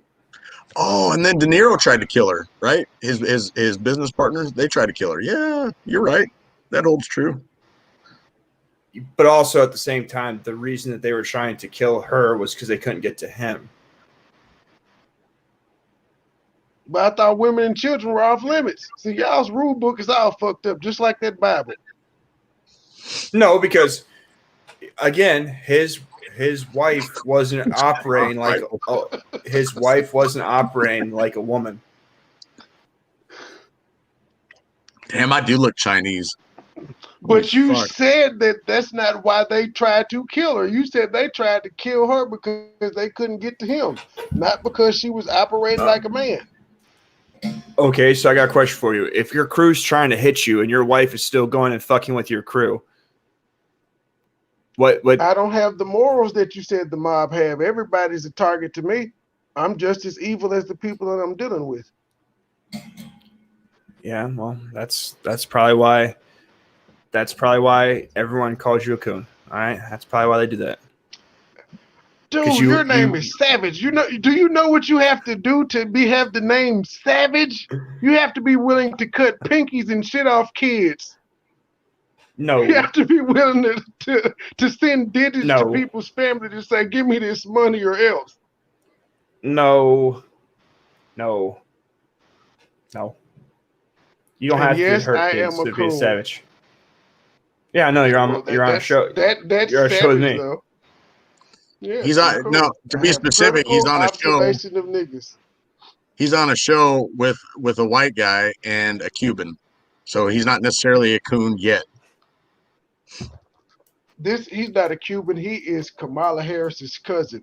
He's Indian and Jamaican and Cuban. But on her dad's, on her mom's side though, that didn't own slaves. Who is Savage the cousin to? Is it like Adam Schiff? Definitely. Maybe. Not. No. I have a neck. Adam Schiff's got a neck. He doesn't. He's like. Let Billy tell it. Probably Hitler. What? Or Bobby. I said let Bobby or whatever the guy's name is. Probably he's related to Hitler, since he has so many tattoos on his hands. Yeah. You guys lost me. He was making talking fun of about the that guy in dude. the comment section. Yeah. Oh, He I was got making you. fun of Bobby in the comments. Yeah, Yeah. but at the end of the day, But I you really, also invaded that black space earlier too, and said you could take over. That sounds like Hitler to me. yeah, I definitely tried to take it over. Also, the host is half white, half black, so obviously, just invading black spaces, just taking them over. How about Beto O'Rourke? One Facebook group at a time. Beto O'Rourke. Yeah, you could be he's a his homo. cousin. But you Definitely could. not. We're trying to attach you to some Democratic person, just like he did with me. He said I'm Kamala Harris's distant relative, or what have you. We're trying to find a suitable match for you. I mean, we need to do this. How about Elizabeth Warren? Definitely not. I'm more Indian. He's playing it off. All right, next topic. We'll give him Ted Cruz. I'll take Ted Cruz. Ted Cruz isn't Democrat. That's true. Okay, I'm Mitt Romney. Well, yeah, he's pretty much a Democrat. But You know what? You Yeah, do yes. you favor Bernie Sanders a little bit. Fuck you. Could Bernie Sanders be your uncle? It's possible. It is possible. If I run for office to become a millionaire, then yes, he clearly was my uncle. Hey, Money, this is what it was. Bernie Sanders used to be his mother's rabbi, and she got pregnant, and he got out of the yeshiva and went away from Jewish, and yeah, that's his real dad. That's what happened. He had sex with the young gal, and that, yep. Bernie Sanders is Savage's dad from way back in the day. Does that pass? No? He would be so he's what, like 78? Somewhere around there. So Are you going to try to get all your specific? mom was creeping with Rabbi Bernie. So that means that I'm 31. So he was 50. So he was banging my mom when she was like 20. God, my mom's weird. Yeah, He was that fits. He was a millionaire. Millionaires always bang 20-year-olds. He wasn't a millionaire. At 50, I'm quite sure he was. He had been in politics for a minute then. He's civil rights activist and all of that shit. He didn't become a millionaire until he ran for president in 2016. Okay, he was worth 500,000. Damn it, close enough. Yeah, he might have not been liquid million, but he had a million running through him. He was the mayor. He was the mayor of Burlington. There was a million runs somewhere. Yeah. He was the mayor of Burlington, Vermont, and then what was he after that? Then he must have become a senator after that. Yeah. He's been a senator since like the 80s, I think. Yeah. Maybe the 90s. 90s probably. We got way off track. Yeah, so I personally don't value, like I don't put a value on women because I don't judge anything that women do. I don't judge anything that women do as a value. Like I don't place any sort of value with them being in my life, so it doesn't. They could be a value, given the right relationship. Unless they act like a man, and then you like knock that bitch out. Correct. I do believe in equal lefts and equal rights, but unfortunately, when it comes down to when it comes to women, like I don't set any value in stuff I don't need. So like I don't really need a woman. So I just don't. It doesn't matter to me. It just doesn't. I used to value women. I used to have the utmost respect for women. You could even say I put them on a pedestal. How can you value women as a group? What's that? How can you value women as a group? Because they're women. What's valuable about women? I mean, you can value an individual for their virtues and the relationship that they have with you, but how can you value women? How can you respect women? That doesn't even, those words don't mesh for me. Well, when you grow up in this place, when you grow up in this place called America, and you got those blue pills being shoved down your throat in school and TV and your mom, and you come out of high school trying to date the cool girl, and then you start dating chicks and you put them on a pedestal, and then reality smacks you in the mouth. So then you're like, I'm cool. I used to respect women. I used to believe women. I was at a point in time when I believed women, and then I realized they're full of shit. And yes, I am MGTOW. You know what I honestly think is at the basis of all this, and I think it's really, really bad in the Black community, but it's bad everywhere in America. People don't want to put any responsibility on their mothers. They don't want to criticize their parents in general, but people have a real problem with criticizing their mothers or saying their mothers ever did anything wrong or assigning any responsibility to their mothers. It's always played off like, oh, she had it rough. She did the best she could. Dad wasn't around. There's always an excuse. I think that like we don't respect women in that sense because we don't give them any agency. We don't give them any responsibility or accountability. I mean, I know you've talked about this, Savage, before, and Money, I'm sure you're of the same mind, but I mean, as a culture, we don't respect them in that we don't give them accountability and responsibility and agency. They never meet that bar of humanity to me. And they certainly don't take responsibility for anything in public. I'm done. Oh, you're good. I was just gonna say, first of all, the Black community is perfect, sir.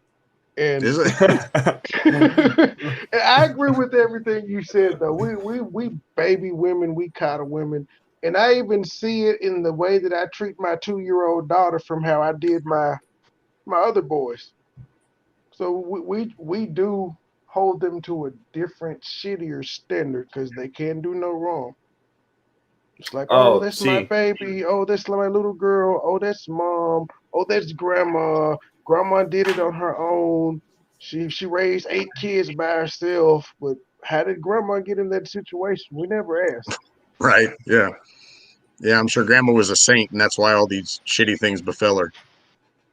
Well, I found out my grandma had multiple baby dads, it was like 15 years after she was dead, and I was floored. I was like, what?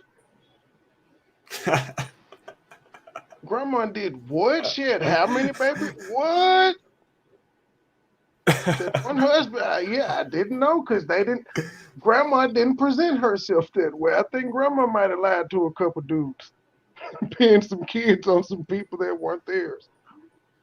Well, yeah, I just don't like it. Doesn't how valuable a woman is doesn't affect my life, and I don't have any plans of marrying a woman or dating a woman in a long-term relationship. So it doesn't. They could be a bajillionaire. Like it doesn't affect me. It could, because you don't have to date them, but a female right now with $1 million that has connects could take you through doors that you want to get to. It can take you to avenues that you wouldn't be able to reach without knowing a millionaire. Well, so that's why I said I would prefer. I look at a chick's net worth now more. What do you have access to that could benefit me? I try to look at women how they look at men. Well, see, unfortunately, I have some self-respect. So any door a woman could open for me, I would not be a door that I'd want to go through. That's pride, not self-respect. No, it's self-respect. That's pride. Self-respect. So let's say the biggest female, whoever, the biggest, fuck it. You like Adele? Do you like Adele? Adele? Yes. Her music or her looks or her money? I'm saying whatever. Do you like her? A female that you like. If she came to you and said, Savage, I believe in your platform. I want to introduce you to such and such and such that could get you here, here, and here. You wouldn't take it? I'd be worried about it. That's pride. No. If a man offered you the same thing, you wouldn't be weary. Even I would still be worried. I believe in the goodness of people. If when it comes to contracts, I'd be weary of that. But I believe in people believing in my message or in me and opening doors for me that I couldn't get through myself. That's part of life. Nobody gets anywhere without knowing anybody and having a door open. That's true, but like, so in my experience, I've never met a woman that just comes and just like gives you stuff or does stuff for you out of the kindness of her heart. Not even my own mother does that shit. So I don't understand why some chick that has all these doors to bust open would want to reach down to my 500 subscribers and bust a door open for me. But at the same time, like say a YouTuber that all three of us watch was to email me and wanted to do some sort of partnership thing, I would still be hesitant, even though I think he's a good dude, but it's business. And like most people aren't going to do something if it doesn't benefit them. So I would still be hesitant, and I respect the man. We all three of us know the same who I'm talking about. We all know who I'm saying without mentioning their name. I don't know that I respect him. I do respect him, but I regardless, respect his work and his talent, but I don't respect him as a creator. well, that's great. I didn't say that you did respect him. I just said we all knew who he was. But like, I'd be wary about that. Well, I know I've had chicks that, and I didn't see it until 10 to 15 years after we stopped talking. Like, this chick just invested in me. She got me to where I am now pretty much without asking for shit. But during the same time, I didn't appreciate it. So even when I got my shit together, she wasn't around to reap the benefits. And I always questioned her, like, dude, like, all the shit you went through to get me to where I am, like, you don't feel weird not being around getting the benefits of what you created. Pretty much, she was always like, no. So some people do come in your life to just actually help. And I've experienced that personally the past couple years, dealing with my doctor with the heart transplant and shit. When you have a white face and hand tats, that's not the case. Hey man, you know, white privilege, no matter how many tats, is always a beautiful thing. Yeah, there's always somebody's always self-interested, no matter what they give or how they give it, or whether it's money, time, gifts. Everybody's self-interested on some level. There's nothing that people just give selflessly, and there's always an expectation of reciprocity. Well, everything that you're talking about, you're correct, but like if I give away some shit, I'm doing it for my own self karma. I don't expect that person to give me anything back. I'm expecting bigger things to come in from somewhere else for my own self, but I don't expect that person necessarily to give me anything. Yeah, you're self-interested in the sense that you know that you did something good and it gave you a dopamine rush and a better self-image. And I believe something bigger is going to come back off me doing that. Well, see, this is my issue. All right, so it's all like I don't know. I'm just weary about strangers, for one. Like, I'm just weary about strangers. Two, like, I still miss my ex that I broke up with over a month ago or 2 months ago. I miss her. No, it's not that it's fresh. I've said this before. When we were together, she's a great woman. She makes my life simpler. Like, that's the purpose of a woman, is to make my life easier. But when we're not together, she makes my life miserable. So like I miss her. And like, it's sad that like I don't get to see her son anymore because I loved her son. Her son also needed a father figure, and like I'm like the only father figure that was really around for him. And but the problem of it is there was too much competition and too much this is my way and I'm independent, and Like it's not gonna. I'm not willing to tuck my penis in and call myself Sally in order for that to work out. And you can't have two alphas, or you can't have two. You just can't have two alphas in the same pack. And I had to walk away because it was just going to be the same emotional roller coaster over and over and over again. And to be honest, when it came to like a relationship in the sense of what a woman brought to my life, that was probably the best relationship that I've had in all of the years I've been dating women. And even that was toxic. So I just don't see any value in going back, and I don't see any value in the future because as I'm getting older and these women are getting older, they're getting worse. So what's the common denominator in all those relationships that you said are toxic? Obviously, it's me, but again, but here's the thing: The women. but Don't agree with me and then say but, because but you yeah, shouldn't but say it. You didn't. Don't say I agree with you, but, because you don't. Okay, so say what? no, but here's the thing: like when I was younger, I was the toxic one. Now that I've been sober, You still wait, are. Wait, no, I'm saying I directly was doing toxic shit. Like I was directly being a shitbag and like blatantly, like how you said you like to manipulate people and do shit. I was actively, cognitively doing this when I Did was, the women accept it? as best as they could They accept. understood. They understood. They put up with it for a minute.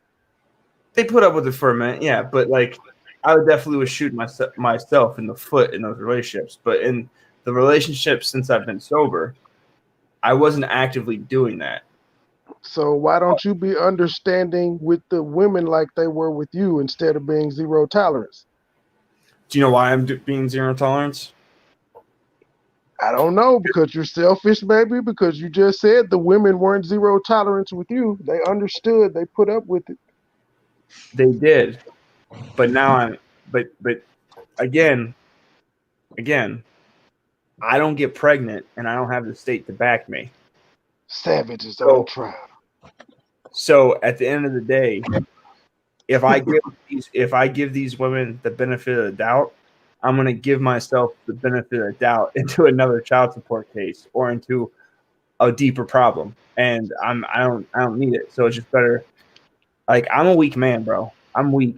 Like when it comes to pussy, I need it. Like I have an obsession with whoring around, and if I have women around me, I'm gonna whore around. So I would just rather not have women like that around me because my dick will get me into bad decisions. I have 2 baby moms and tattoos. As you can tell, I'm all full of bad decisions and lack of financial planning. I guess that goes for me too, since I have double the baby mamas and a lot of tattoos as well. Listen, I actually Do you think I had 3 baby moms. I'm just saying. I had 2 I women think I pregnant. had 5. I believe one chick had an abortion on me when I was in the military. She was pregnant when I left, and 6 weeks when I graduated, she wasn't anymore. But she said she didn't, and I wasn't there to say she did. So Savage, do you think that drugs were your problem? No. So what do you think was your problem? The problem was me. I just escalated it with drugs. Well, that's pretty inspecific and vague. That's not you No. aren't a problem. No, There's things about I was a dumpster fire, and drugs was gasoline. Gasoline wasn't the problem, but it definitely made it worse. well, drugs can affect your thinking. You yeah, in don't the think long clear term. when But you're on drugs. what I'm getting at is like what are the underlying things? People aren't born drug addicts. People aren't born. I was. No, you're not. I was. No. I promise you. I was. You may have been born predisposed to have an addictive personality, but you weren't born to be a drug addict. Just like I know alcoholics exist on both sides of my family, my mom's side and my dad's family. So I'm predisposed to it, but I'm also aware of it. So I don't drink because I'm afraid of becoming an alcoholic. I drink, but I don't do it to excess. And if I feel like I'm doing something to excess, like if I feel myself having a drink every day, I will self-evaluate and be like, whoa, Okay, so what's got a going question. on? Do you guys have you guys ever went out to eat and bought like a mixed drink that was like $12, like two of them, and drank the first one and then only drank half of the second one? And I would then never pay. I would never pay $12 for a mixed drink. Yes, at the club I have. Okay, so even if you went and spent $4 on a drink, would you only drink half of it and leave it? Yeah, I wouldn't. that doesn't mean you It were does. born that way. But it does. Like I didn't drink unless I was getting blacked out drunk. Like I didn't see it worth the time of drinking if I wasn't able to get blackout drunk. Yeah. Here's one of the things that when I was drinking a lot that was always in the back of my mind that I never really dealt with, and it kind of goes back to that whole distraction thing. There was a lot of things about my mom and certainly a lot of things about my dad that I never talked about, never confronted, never even spoke about really with anybody, and I never even realized them. And it was always like the next party, the next drink, the next girl, the next semi relationship that I can get into and then just back the fuck out of as soon as it gets real.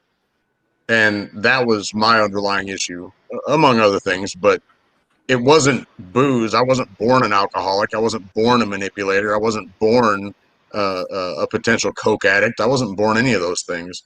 It was a way for me to distract myself from things that I didn't want to confront, that I didn't want to face, that I didn't want to deal with. You ever been pissed off at somebody and you didn't feel like you could say anything, and it's just always gnawing at you in the back of your mind? It's just bothering you, and you don't want to think about it, but you can't help it. Well, drugs are that distraction to get away from that. You're pissed off at your family for the things that they lied to you about, for the way you were treated, neglected, ignored. All sorts of different things can fuck people up and derail them. And it just so happens that when you get derailed and you find yourself in the weeds, there might be drugs laying there. There might be whore women. There might be alcohol. You're not born that way. You ended up there because of something previously in your life. And you've talked about plenty of things, Savage. I hate it when people get down on themselves because you weren't born that way. I'm not down on myself. Listen, I'm not down on myself. I put something in the private chat. If you guys can read it, but don't read it out loud and don't say it on there because there's a problem if it comes out on air.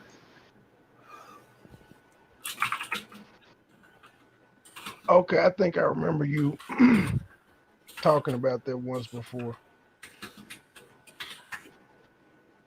So the reason that I put that in the chat is because before drugs and alcohol, that was my thinking. That was my decision in the summer between third grade and fourth grade. So the alcoholism, the drug addiction, that mindset was already up here at a young age. I was already on that path. I was already predestined to get there. That's what I'm saying. Like I was the problem, and then alcohol and drugs just fueled it. It just made it worse. It didn't solve anything. Alcohol and drugs actually was a coping mechanism. I'm sure at some level. At the totality of it all, it was a coping mechanism. You're highlighting anger and violence there, right? In what you're telling me. Correct, but Okay. it's also bad think, which is the problem. My first thought was negative. It was a bad. It was like my first go-to. What my first rational idea was a bad idea, which doing drugs. It's not a rational idea. Obviously, it's not a rational idea. It was rational to me. To me, it was a rational thought. If it wasn't rational, I wouldn't have thought it and then planned it, then did it. But do you think you actually had the grip or the definition and understanding of what that meant at that time? Yes, because I lied to not get in trouble. That's basic. We lie too not to get in trouble. Yeah, but you still know that you shouldn't do it. Like if I asked you, did you eat that, and you lied to me, you knew that you ate that, and you knew that you shouldn't have, or you wouldn't have lied. A lie is you confirming that you knew better. So then it's not rational. So here you're highlighting like three different things, okay? This, what you put in the chat, you're talking about booze, you're talking about drugs, you're talking about women. Actually, that's four different things. And you've talked about other things that went bad in your life too, right? Well, drug addiction and sex Oh, addiction run hand in hand. well, they're different drugs, but whatever. Okay, call it one thing. You're talking about three different things that really don't have anything to do with one another. So what's the underlying problem? People aren't born monsters. People aren't born fucked up. You're a product of your environment and your biology together. So where did things go wrong? They went wrong a long time before that. Regardless, I mean, you kind of gradually get led off path in life. You don't just bam, one thing happens and you're fucking gone for the rest of life. I mean, I don't know how to talk about this without being specific. So you get somebody gets abused in their life, right? It's not necessarily the abuse that's the problem. It's the fact that mom didn't notice, or she noticed and didn't care, and dad wasn't around, and you told somebody and they didn't care, and then slowly you start to lose faith in humanity and the people who are supposed to be responsible for you. Then you get sad, and then you don't make relationships with anybody new, and you try to associate with people based on topical and superficial things like drugs, like alcohol, like a whole lot of things. Lying. It's not the abuse. It's a. if you're making a comment about me being raped as a kid, you can totally talk about that. But that didn't happen until after that incident that I just told you. I'm just laying out a very life-changing experience and saying it's not the abuse that changes your life forever. It's the sequential things, the connected sequence of events. Betrayed by everyone. You feel like you were betrayed by the person that abused you. You feel like you were betrayed by the people that were supposed to protect you. Right. I can understand what Blake is saying. I don't trust. I told you I don't trust other people. I told you this. Voila. But I mean, look, if you don't think in the course of my life that I haven't had some pretty fucking dark thoughts, dude, some dark shit goes through my mind every single day. And it even happened when I was a kid. You investigate thoughts and things, over rationalizing, you take your emotions to the highs and the low levels. I mean, toddlers and first graders and second graders are capable of all sorts of shit. Do they know how to do it? No. But don't think for a second that the thoughts don't. I agree. I understand what you're saying. And you're saying the common denominator with all these relationships is me. And I'm not disagreeing with you. I'm telling you that me is the problem. I never disagreed with that. But the difference between 19-year-old me and 31-year-old me is 19-year-old me didn't do anything about it. 31-year-old me did do something about it. And now the toxicity in the relationship is not coming from my side. It's not me that's shitting in my Cheerios and wondering why there's shit in my Cheerios. It's the people that are attracted to me that I attract are shitting in my Cheerios and then being mad that they shit in my Cheerios. So like, I don't find value in this. Like, I don't want to have a bowl of Cheerios that I share with you that you're going to shit in. Like, I'd rather just eat my Cheerios to myself and keep shit out of my Cheerios. So if you're not around my Cheerios, you can't shit in my Cheerios. You understand? Like, I think what Blake is saying is if you're still attracting what you call toxic people, then you're not fixed. If you're not able to trust people still, then you're not fixed. I didn't say I was fixed, but I definitely was. You hit it on the head, Money. Yeah. Well, okay. So what do you want to do? What do you want me to do? What do you want me to do? I don't know. No. Explain to me how I not attract. Tell me how with this pale face and these face tats and this throat tat and these hand tats and this criminal background. You tell me how I stop having that bad boy aura around me and get women that don't like bad boys that haven't been ran through by every dude on the football team and have a kid with another man and are miserable in their life and see me as the father figure that they never had as a child, and they want to fuck me into their weird sexual daddy issues. You tell me what I do to overcome that, because you remember, majority of women these days are coming from broken homes without fathers. What type chicks have been coming at you since you've been on the internet?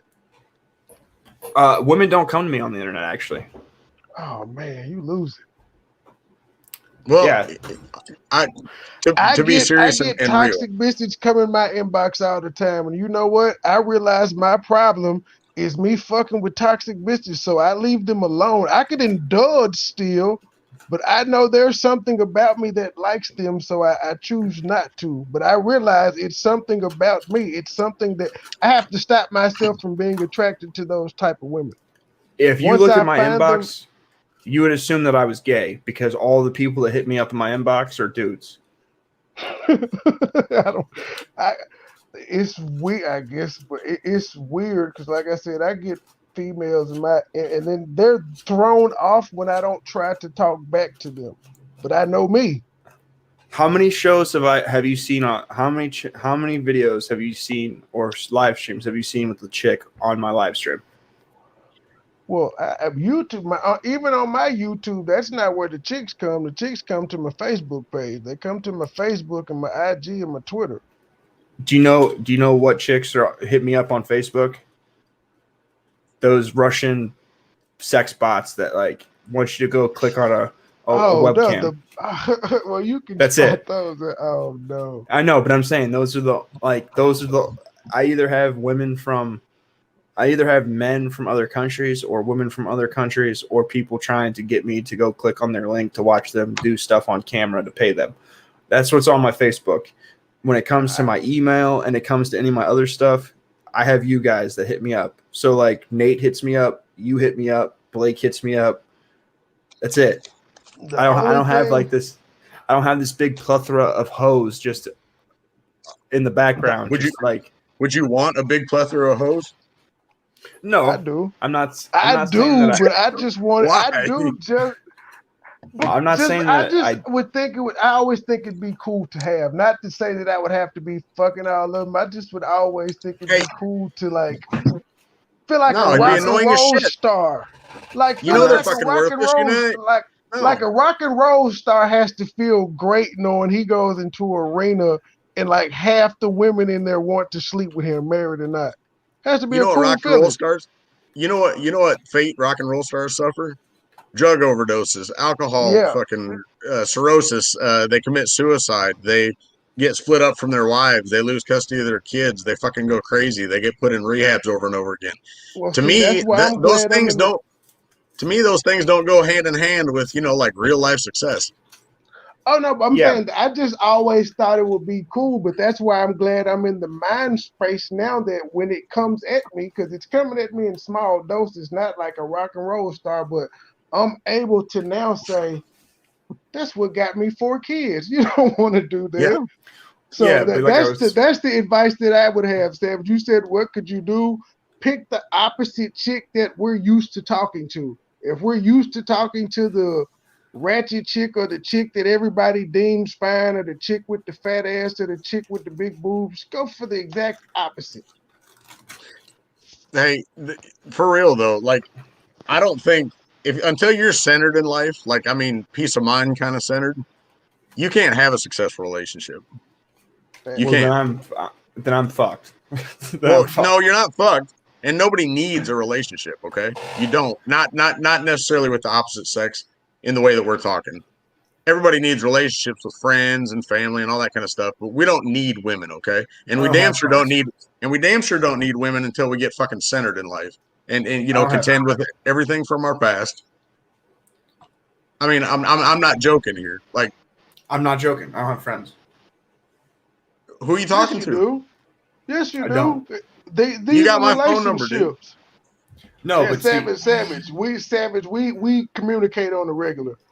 It's a friendship. It may not be what you typically define as one, but on face value, it's a friendship. Yes, it's a relationship. But I understand what you're saying, and I'm not saying that to get sympathy. What I'm saying is, you're like You guys, us talking through the phone, you guys are as much friends as my long distance relationship is a relationship. Like, I can have a girlfriend that lives in California. We're really not boyfriend and girlfriend just because we say we are. You know what I mean? But when you guys don't see me on camera, I go to work, I come home, I research YouTube content, I edit photos, I take naps, I play Xbox, I see my kids, I eat, I sleep, I do that every day. I don't really have I am not a social person in the sense that I'll talk to anybody, but I just don't have friends. I just don't like people. I just don't like people. I'm the same. I have people. I just don't hit them up. We know each other exist. We'll speak from time to time, but I'm not a social butterfly. I keep to myself. There's nothing I wrong don't even with talk. that. I don't even talk to my little brother. Me and my brother haven't talked in 4 or 5 years. I don't talk to my mom. I don't talk to my brother. I don't talk to my sister. I don't talk to my older brother. I don't talk to my dad. I don't talk to my family members. It's probably like one cousin that I talk to, and we talk to once or twice every month. It's okay. I talk to I've been talking to my kids' moms, 'cause I have to. I talk to the guys I work with because I have to, and I talk to my sister, and that's it. I don't really do stuff like that. I'm just not. You know what? I don't either. You're not alone, dude. And here's the thing. I'm not saying I'm alone. Yeah, well, I'm not unique. It's not uncommon. And here's the thing. Everybody thinks like social media makes a fucking big difference. Like your Instagram photos and that's not to me that's not valuable in the sense of the human experience. Like it's not real. I mean, I'm a pretty open person, and I have a tendency to be pretty fucking impatient. Dude, if I thought you were down, I'd call you and I'd probably bug the shit out of you. But I know that that's not the kind of person that you are. In the same way that I would want somebody to know me well enough to say, hey, what's going on with Blake? Give him a call. Most people aren't like that. My family's not like that. Very few people in my family are like that, and very few friends, that you meet in public are like that. Well, see, the thing of it is I'm not gonna say it. I've been depressed for weeks. That's the truth. But at the end of the day, when the argument that I have is when you said that you have to be centered to have a good relationship or whatever. That's true, but at the same time, I'm on child support till I'm 50, so centered's fucked. That's not I'm gonna be damn near. I'm gonna have to be taking Viagra's. Paying child support because you could get a woman that makes enough to pay your child support and be like, babe, I don't want this to be a stress on you. I got that. But you said your pride earlier. You called it self-respect, but your pride wouldn't let you do that. A woman won't respect you if she pays for you. That's not true. Facts. She could, but it's rare. I'm not going to say it's not going to exist. But I guess I met that unicorn, and I regret it now. I text her all the time just to say thank you, and she'd be like, "What the fuck?" And I have to just bring up something I recall that she did that I didn't respect back then or appreciate, to just be like, "Thank you" all these years later. Listen, I'm gonna tell you right now, my ex. So listen, my finances. This is how my finances go. So my finances go. Everything's great, and then all of a sudden it drops. It just goes, and then life sucks to the point where I'm figuring out how to try to get gas to go to work. Then it cycles, and everything gets stable, and then everything's great. Then it drops. So during one of these times of during one of these cycles, my girlfriend's like, yeah, because she made a comment about how she makes less money than me, but she's more financially stable than me. Now, mind you, she doesn't take care of me. She has her own place. But she said that as a dig because she was mad. And I was like, but I give you money. At this. Okay. Let me derail you for a second. What the fuck is the point in having these conversations with these women? Well, no. We were dating. Listen, what is the point in having these conversations? What do you mean? Why are you even talking to him about this shit? I wasn't. We were arguing. Like it was like We were arguing. Yes. Don't engage in it. So can I finish? Yeah. So the argument is she thought she was better than me, and I just simply put out that I give you money, and then that was it. Like that was the end of the conversation. But even a chick that wasn't giving me money, like after that she had helped me before and stuff. But before that, before we even got to that situation, she still felt better than me, and she wasn't taking care of my child support. She wasn't paying my rent. Like she wasn't doing nothing to be able to feel better than me, and she did.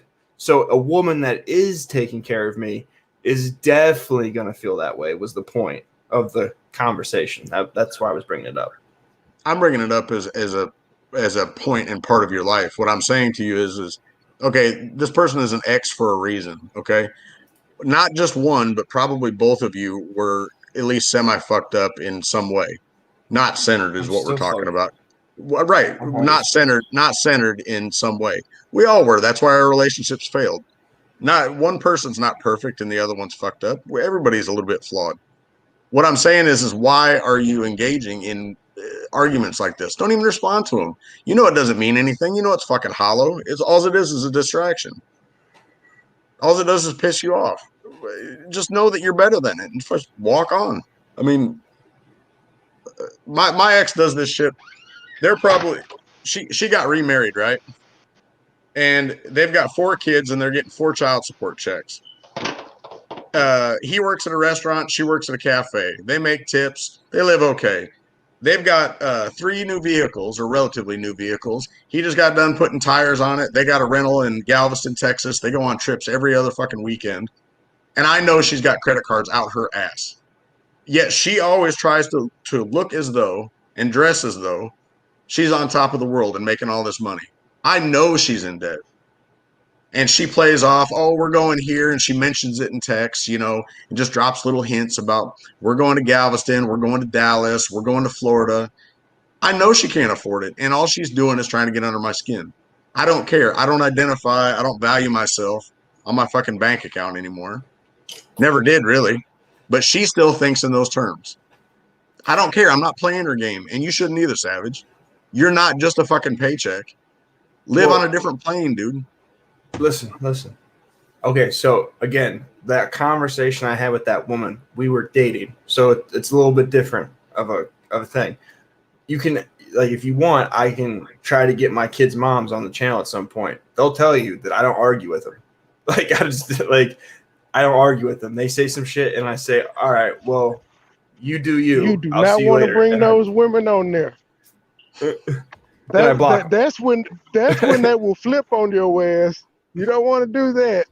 You can make it a group therapy session. All of them know how to find my YouTube channel, but they'll never come on, and they're not friends with me on my social media. Well, see, I'm not friends with them, but somehow they still see me. Listen, I shit you not, like a month ago. Like a month. Yeah, but see, they're conniving. So like they have some friend or they lurk. But I block them. Listen, I shit you not. I blocked them. So if they see some shit, that means they went out of their way to, and that way I can tell them to suck my dick because you're just looking for trouble. Well, like a month and a half ago, something like that. Like I was on a stream with you two. And I said something about my son's mom, and the next day I got a fucking angry text about how much of a piece of shit I am. So that was the black one. Yeah, they see what I say, and like I don't care if they see what I say because I'm gonna say whatever I want. But just say it so long as it's truthful, right? Yeah. Don't block them. them. Thing I tell all my baby moms, I said, I can stand the scrutiny of whatever you say. Can you stand the scrutiny of what I'm prepared to say back?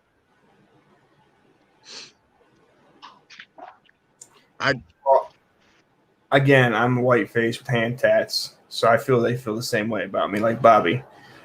Bobby, are you sure you're not one of my baby moms? Maybe. Hey, that could be a That could be something you're onto there, Savage. Yeah, Maybe they're incognito. yeah, it could be one of my baby moms. Watch them slip up and say something about how you like to screw or what's your favorite position or something like that. Bobby will say, "Well, I know you like." Oops, you know. Yeah, I'm a deep mercenary type of guy. Deep mercenary. What the fuck is that? Yeah, it's like missionary, except for I'm going in to kill shit, so it's becomes mercenary. Oh, is that where you put the ankles to the head kind of thing? Yeah, Yeah. yeah. I'm going in like SEAL Team 6. On the side with the top leg up's pretty good too. Yeah, the side is a pretty nice position. It just depends on the woman. No, anybody from the side is pretty good. Any size woman from the side is pretty good, especially if they got ass. No, because If sometimes they don't have ass, it's even better because it's all pussy, and you SEAL Team 6 in it, as you said. but see, the issue with that is I don't know how tall you guys are, but I'm over 6 foot tall, and like 6 even. Yeah, like I'm almost 6'3". So like sometimes like the way that your shit is and the way their shit is on the side, it's hard to get it. It's a hard angle to catch with some. Sir, that sounds like a personal problem because the short chick knows how to go down towards you. They know how to maneuver. That's a personal problem. You sound inexperienced. They know how to slide on them sheets back and forth on that side. Listen, Right. Yeah, just it's not a personal problem, but what it comes down to is not everyone's dicks and vaginas are they don't fit perfectly with each other. There's some positions that are better with some women. There's some positions that are better with other women. What he's talking about, I think, is his angle of approach. The longer you are as a person, the longer out you got to go. So the penis doesn't align with the vagina very good. Like the vagina's like this, and the penis comes down like that. Yeah, like the lineup is not. It doesn't work so well. So like, yeah. He's got to be flattered like this. It's all in the chick. It's all in the chick. It's all in the chick. I'm only 5'9", by the way. That's it. It's all in that makes sense. See, he fits perfectly with short women. What the fuck does that mean? Just imagine cuddling or spooning in the bed. Y'all bodies fit perfectly symmetrically. They don't. And if not, she knows how to height her booty up to make sure that y'all fit. Listen, bro, I don't know about the type of women you have sex with, but some of the women I have sex with, even when they arch their booty up, their booty's so big, like it don't matter. Here, I'll tell you what's amazing. There's this chick that I know that lives about 2 hours away, and I lived next to her for a while, and we had a spicy relationship. It was good. It was real good. She's good in bed, good looking, all that kind of stuff. I can come home and, be texting her all day and, kind of flirting, and she send me pictures and whatnot. And she'll say, "Hey, come by my house, come over this weekend." And I'm all for it until you go jerk it. And then it's all over. And then I don't want her no more. That's all you got to do. Just do that every day. Every time you want to think about some woman, just, head to the bathroom for just 5 minutes and get it taken care of. And, you're done. Now you're Superman. You're impervious to their women tricks. I agree. I'm gonna be honest with you. I'm gonna be honest with you. I'm at the I don't know if it's my mental state. I don't know what it is, but I'm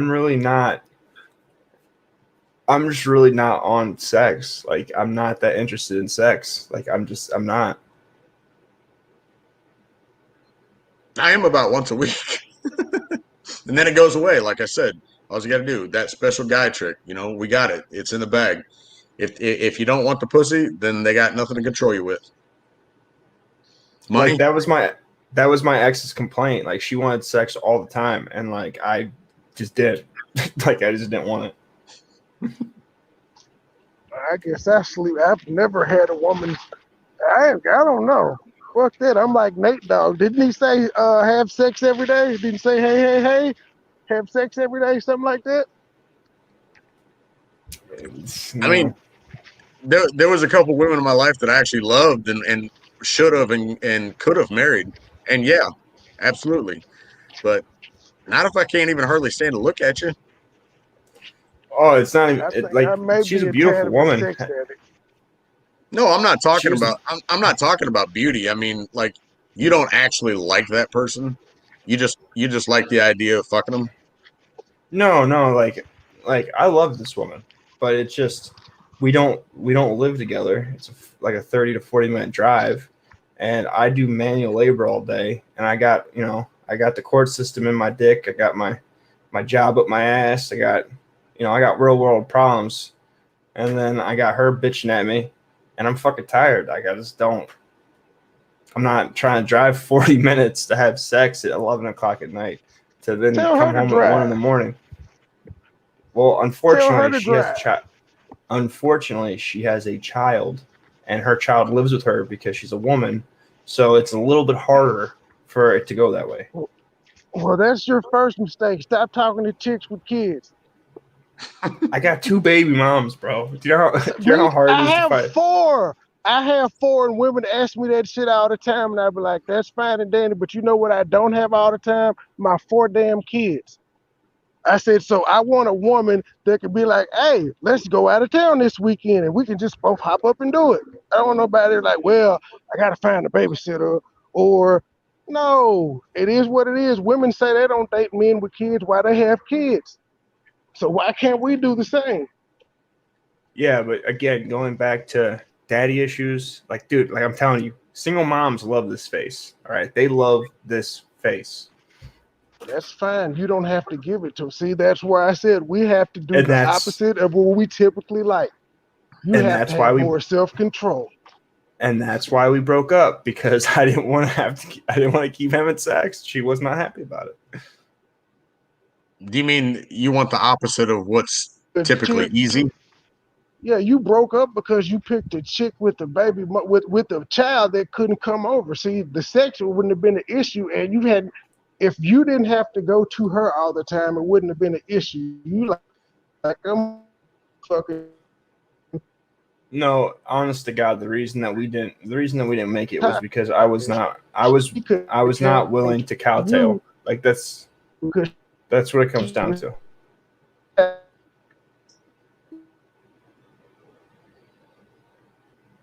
He's breaking up. Can't Yeah, hear you're nothing breaking he's up saying. bad. Yeah, at the end of the day, I was not willing to cowtail. I was not willing to budge on my position.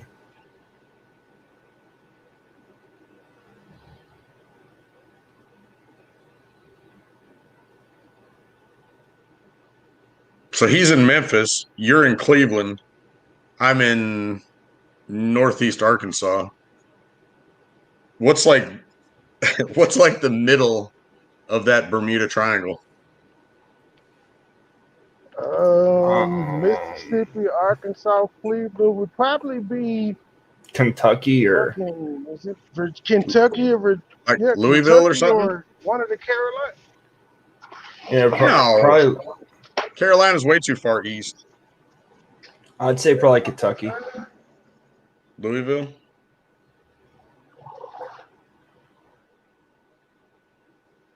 Yeah, probably Kentucky. Kentucky's Actually, or Chicago would like Midwest Chicago might be kind of. How far is Chicago from Cleveland? 5 hours west. 5. It's like 6 from Memphis. It's more than Depends on that. who's driving. 6 to 8 depends on who's driving. I've made it in like 6 hours and 20 minutes. So actually, the funny thing is, I had my brother-in-law. His brother's wife owns a tattoo shop in Tennessee.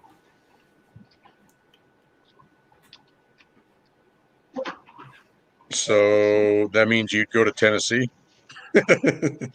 No, dude, I can't drive right now. Like my beaters, I can't do it. Catch a flight. Yeah, I Flights were can't catch cheap a. as flights were cheap as shit. Like I said, I was looking at flights for Dallas this weekend. Round trip, it was like $260. Yeah, bro, that's half my paycheck. I don't got money like that.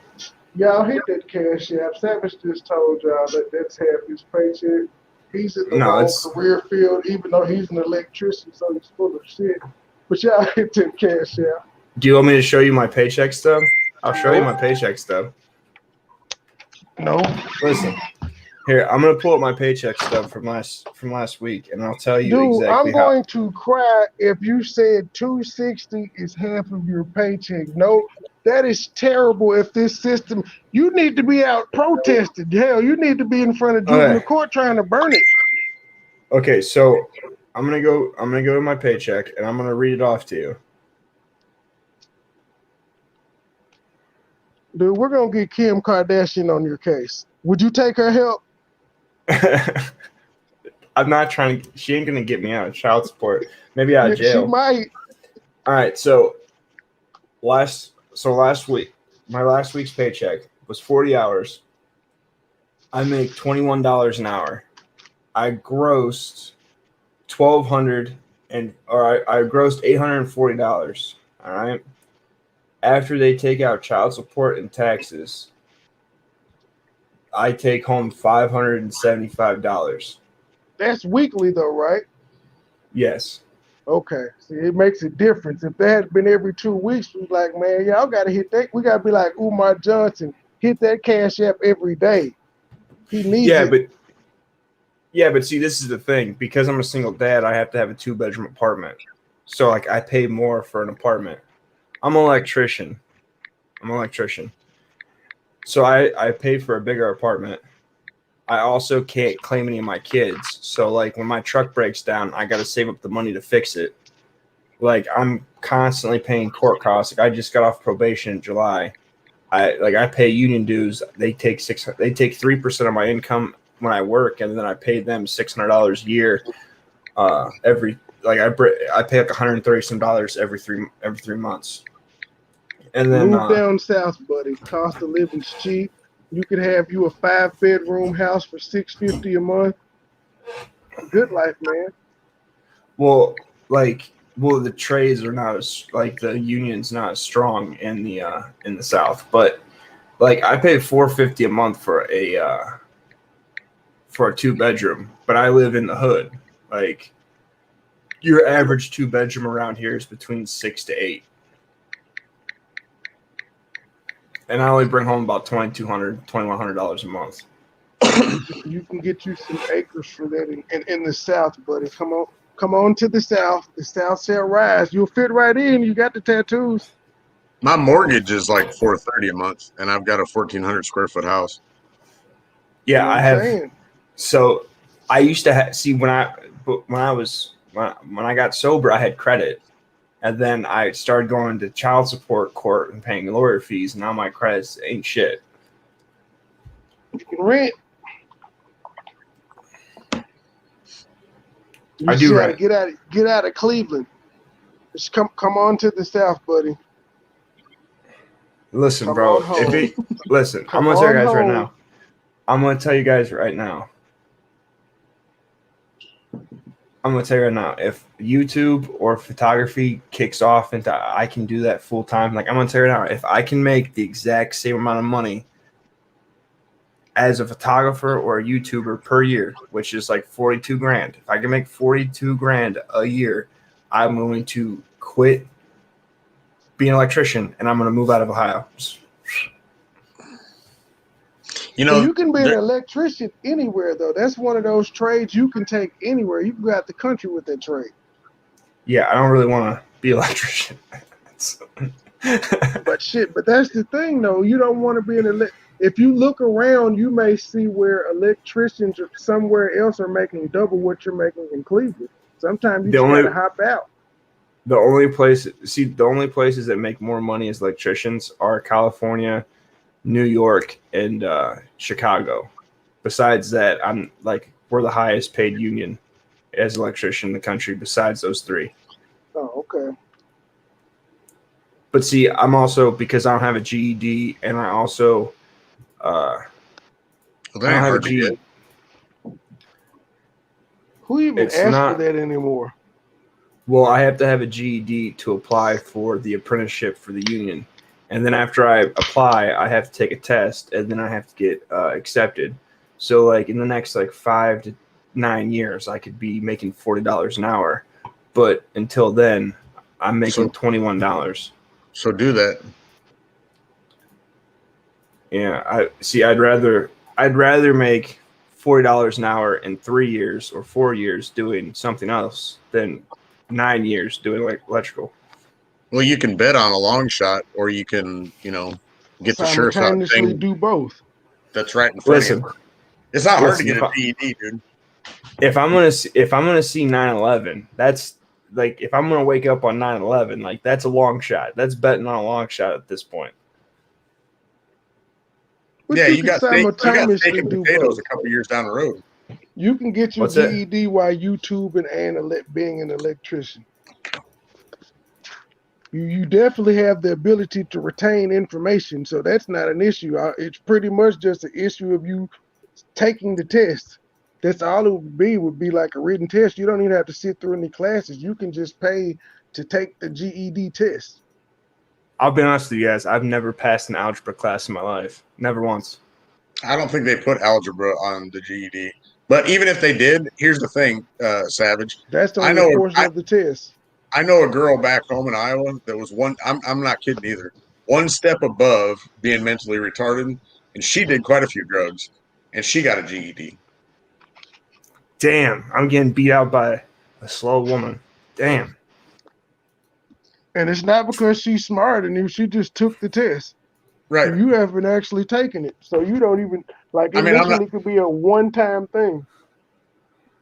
Just go do it. Yeah, but Again, you're a smart person. You can do the basic math on there, and math is only a portion of the test. You failing the math would not make you fail the entire test.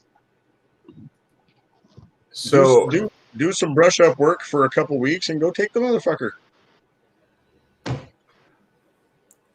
well, out here, White, out here in my union, I'm not sure if you're a union electrician or not, but there's three different groups in the union. You have Nora, which is me. You have Teledata, and then you have Inside Wiremen. Inside Wiremens do fire alarm, and also Teledata do fire alarm. In order for me to get certified, I don't think I can unless I'm part of Teledata, or if I'm I don't think it'll benefit me either way unless I'm part of the other two programs. I think it's in my contract that I signed. I'd have to check to verify, but I don't think it would matter. I don't understand anything you just said, but it sounds like an So when excuse to not try. No, when Get you 'em, join the Blake. union, you sign a contract. So like you have a legal agreement with the union Mm-hmm. that you can't do certain stuff. So like for example, I can't strike. I have a Mhm. clause in the signature to join the union that I'm not allowed to strike, and if I mention a strike, I can be fired immediately and lose my pension. If I'm not allowed to carry or use my own power tools. I have to use power tools that are accompanied by the contractor. I'm not allowed to have any other tools in my tool bag except for the tools that are on this list, because anything other than that gives me it gives me an advantage over other people. So like there are by rules that you have to follow to be part of the union. So Right. fire alarm I might not be able to do that under my contract is what I'm saying. I'd have to look. But if you get a GED and you get into the apprenticeship, then you automatically make more money no matter what. Yeah, it'll take me about 4 years before I make more money, but yeah. Okay. Well, there's no reason not to get a GED because that's valuable even outside the union, right? Explain to me where in life a GED is valuable. Because I wouldn't have a G if I need one for the apprenticeship. I wouldn't have a GED. trade that you could have for the rest of your life. Yeah, but if I wasn't in the union, I wouldn't need a GED. The only reason I need one is because the apprenticeship makes it a requirement that you have it. If I was non-union again, I wouldn't need a GED at all. We'll Like, say I took a fuck pay- the union. We'll say fuck the union and freelance then. I can't get a license in Ohio because I'm a convicted felon, for one. For two, I can't What's that got if to I do with the trade license? because in the state of Ohio, if you're a convicted felon, you cannot get a electrical license. That's just the law. Yeah, you can't get state licenses. Like I couldn't be an armed guard in Tennessee if I had a felon.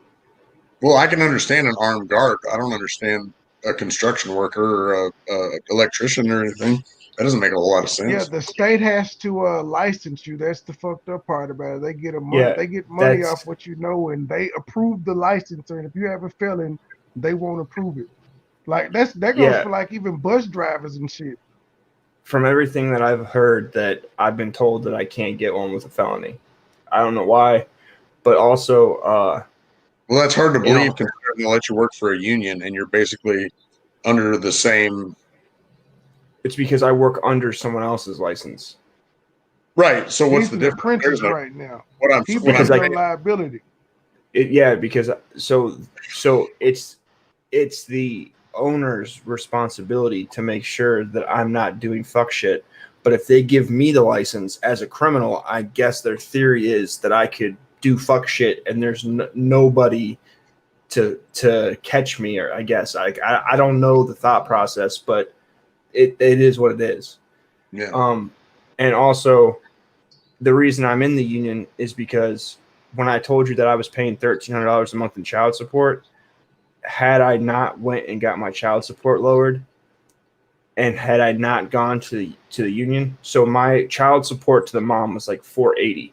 I currently pay $300, so I got a $180 deduction to the mom. But the reason that my child support dropped so significantly is because I have union health insurance. So the other $800 that I was spending was having non-union health insurance. So just by me switching to the union, I'm saving money, but I'm stuck in a situation to where, like, I can't, like, if I join the apprenticeship, I'm not really gonna gain any money for 4 or 5 years. So it doesn't really matter what I do. I'm still gonna get dicked in the middle for a while. It is what it is. That sucks though. Yeah, I forgot about pretty much any license the state gives you, you can't be a felon. That's why it's a lot of barbers that are very good at cutting hair, but they can't get an actual license to open up their business because the state won't recognize them as licensed barbers. And I think Tennessee's been fighting to kind of get that changed. Well, just so you know, I Hey, was Money. at 500. Before I got on here, Savage was baiting me. He was talking all sorts of shit.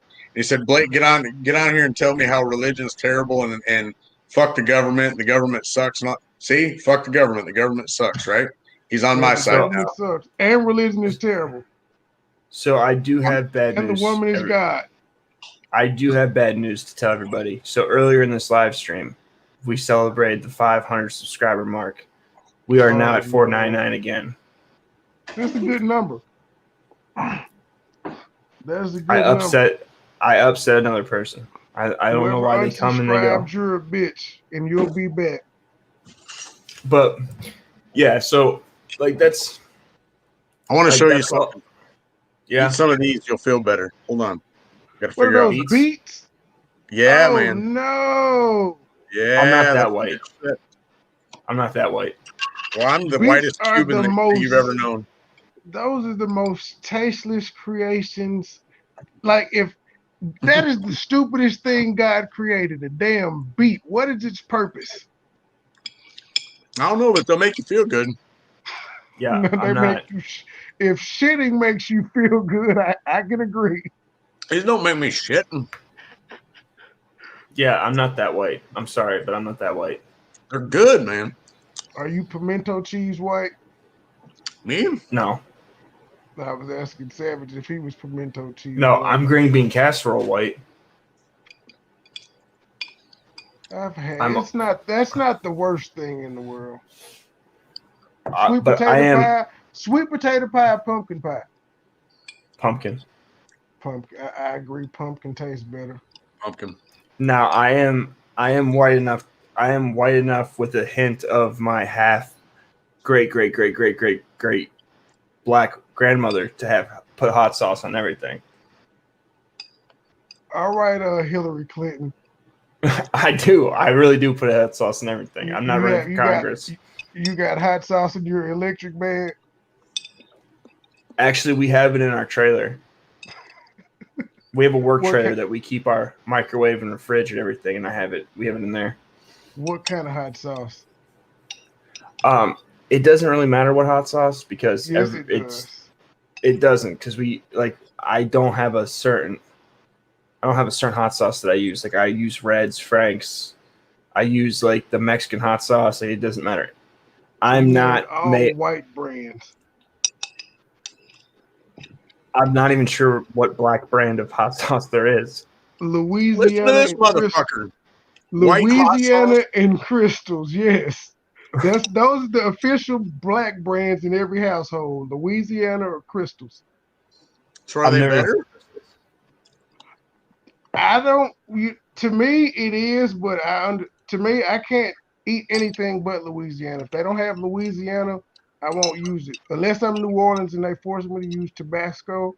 And I've had that before, and I've gotten used to the bitter taste of it. But other than that, I can't use Frank's or any of that shit. No name hot sauce that they give out in restaurants. I can't eat it. Well, like my mom has Louisiana, and she has Tabasco sauce, but I don't shop at the store and buy name brand stuff. So like I just eat whatever hot sauces I can grab. And no, I hate mayo and I hate bologna, unless it's fried bologna. If it's fried bologna, whew. Mayo, I don't know. I don't think I've ever had it. I've had Miracle Whip. You never had mayonnaise? I don't think I don't so. I don't I eat grew up with Miracle Whip. The sweet shit? Yep. I Yeah. don't eat Salad mayo or dressing. Miracle Whip. I don't eat either. I eat lots of mayo. You look like you eat lots of mayo. Hey, fuck off. Why? What the fuck? He's trying Too to. much goddamn mayonnaise. He's trying to fucking ride me into the ground today. What the hell is going on? No, you just get no. I made a little crack to Moneyboy earlier. He said something about he said like who's got the sweet tea or something. And I said your mom. He didn't catch it, but like if you guys give me a little angle, I'm gonna shoot my shot. Yeah. I don't use hot sauce. I use cayenne and garlic powder on almost everything.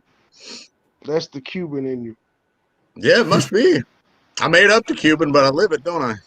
Shit. I love butter too. Cubans love some butter. Well, that's just that down south. The butter is the southern part of you adopted. That What's got in bread. Iowa, by the way? What? What's in Iowa besides white people? Potatoes. Lots of white people. No, that's fucking Idaho. No, when I tell people I'm from Iowa, though, that's funny because they'll say, "Oh, you grow potatoes," or "Oh, you're a Buckeye," and I'm like, "No, neither one of you fuckers got it right." Okay, here's what. Corn now is agriculture. Yeah, lots of farm. Here's what's in Iowa. We produce more pigs than any other state. We grow lots of corn. We got lots of chickens and turkeys. We got lots of soybeans. What else do we got? We got some Field of Dreams. We got some decent colleges. No Ivy League shit. We got some good fishing, some decent fishing. We got monstrous fucking white-tailed deer. Like, I mean, the biggest in the whole United States. Like good eating deer, you know what I mean? What else Memphis we has got? a lot of deer. Believe it or They ain't not. got shit. No, I don't know what kind they are, but believe it or not, it's strange the amount of deer we have in Memphis. Maybe Like, you maybe can- all them you can criminals go down on- there need to start shooting deer instead of each other. Yeah, when we go to jail for that, you have to have a license, which Well, you you'd be can't like get if Rob- you're a felon. You'd be like Robin Hood. They ain't gonna come after you for a while. You just put food on the table. They Yep. care more about the animals than they do people. Yeah. They'd solve that deer being killed within 16 hours. So my headphones are dead. I can't hear what you guys are saying. It's been great. I'm glad to have learned that Moneyboy likes like diabetes tea. I like to know that Blake the Cuban loves the mayonnaise. And we all have come to learn that I myself am a broken man. We're all broken, man. Yep. We've all said Mayonnaise it on and here, beets sounds like a hell of a sandwich. I didn't put no fucking mayonnaise and beef together. Stop putting that shit on me. Hey, you should try it. Put a little cheese on it. You know what I did though today? Beets and cheese. I made a sandwich out of this. I cut a Hold hot dog. Hold on a second. So you're gonna tell me, Bobby, that you've been in here, you come in here to the comment section and you talk smack the first thing out your mouth, and I give you the Streamlabs, the StreamYard link so you can come up here and you can say what you had to say instead of drive by typing. And then I'm about to close off the stream and you come in here and tell me some shit about investing in Tesla. All right, so listen. I don't have to ever have read an economic book, an investing book, a how-to on investing, dividends, economy, any of this to understand the concept of investing in Tesla or Apple. All right. I know that I look like I can't read, but I can read, and I do read, and I actually follow the stock market. I know that might be crazy. I know it's crazy. Tattoos and white skin and hands, it just doesn't work out with being able to read. But I can read. And actually, really, you should have got money in Apple because Apple just split their stocks. So you would have actually came up pretty good here in the near future. But I don't need economic advice when it comes to investing from you, Bobby, unless you want to come on the stream and you actually want to say something instead of drive-by typing, because the first time you ran your mouth to me was disrespectful. And I don't really respect somebody that's disrespectful the first time I meet you, because had we been in person and you said some fuck shit, I'd have slapped the fuck out of you right then and there, and then we wouldn't have ever had to have a conversation about stocks. I don't know what type of white dudes with tattoos you talk to, but I'm not that guy. I'm not that guy. So as always, not that kind of guy. Thank you guys for coming with me. Thank you for coming to talk about if it's okay to shit on white dudes or not. And as it is always, okay guys, to shit on white dudes. And the next time, stay savage. Let's talk about diet stuff. All right, later, bye. Tommy Lauren, I love you.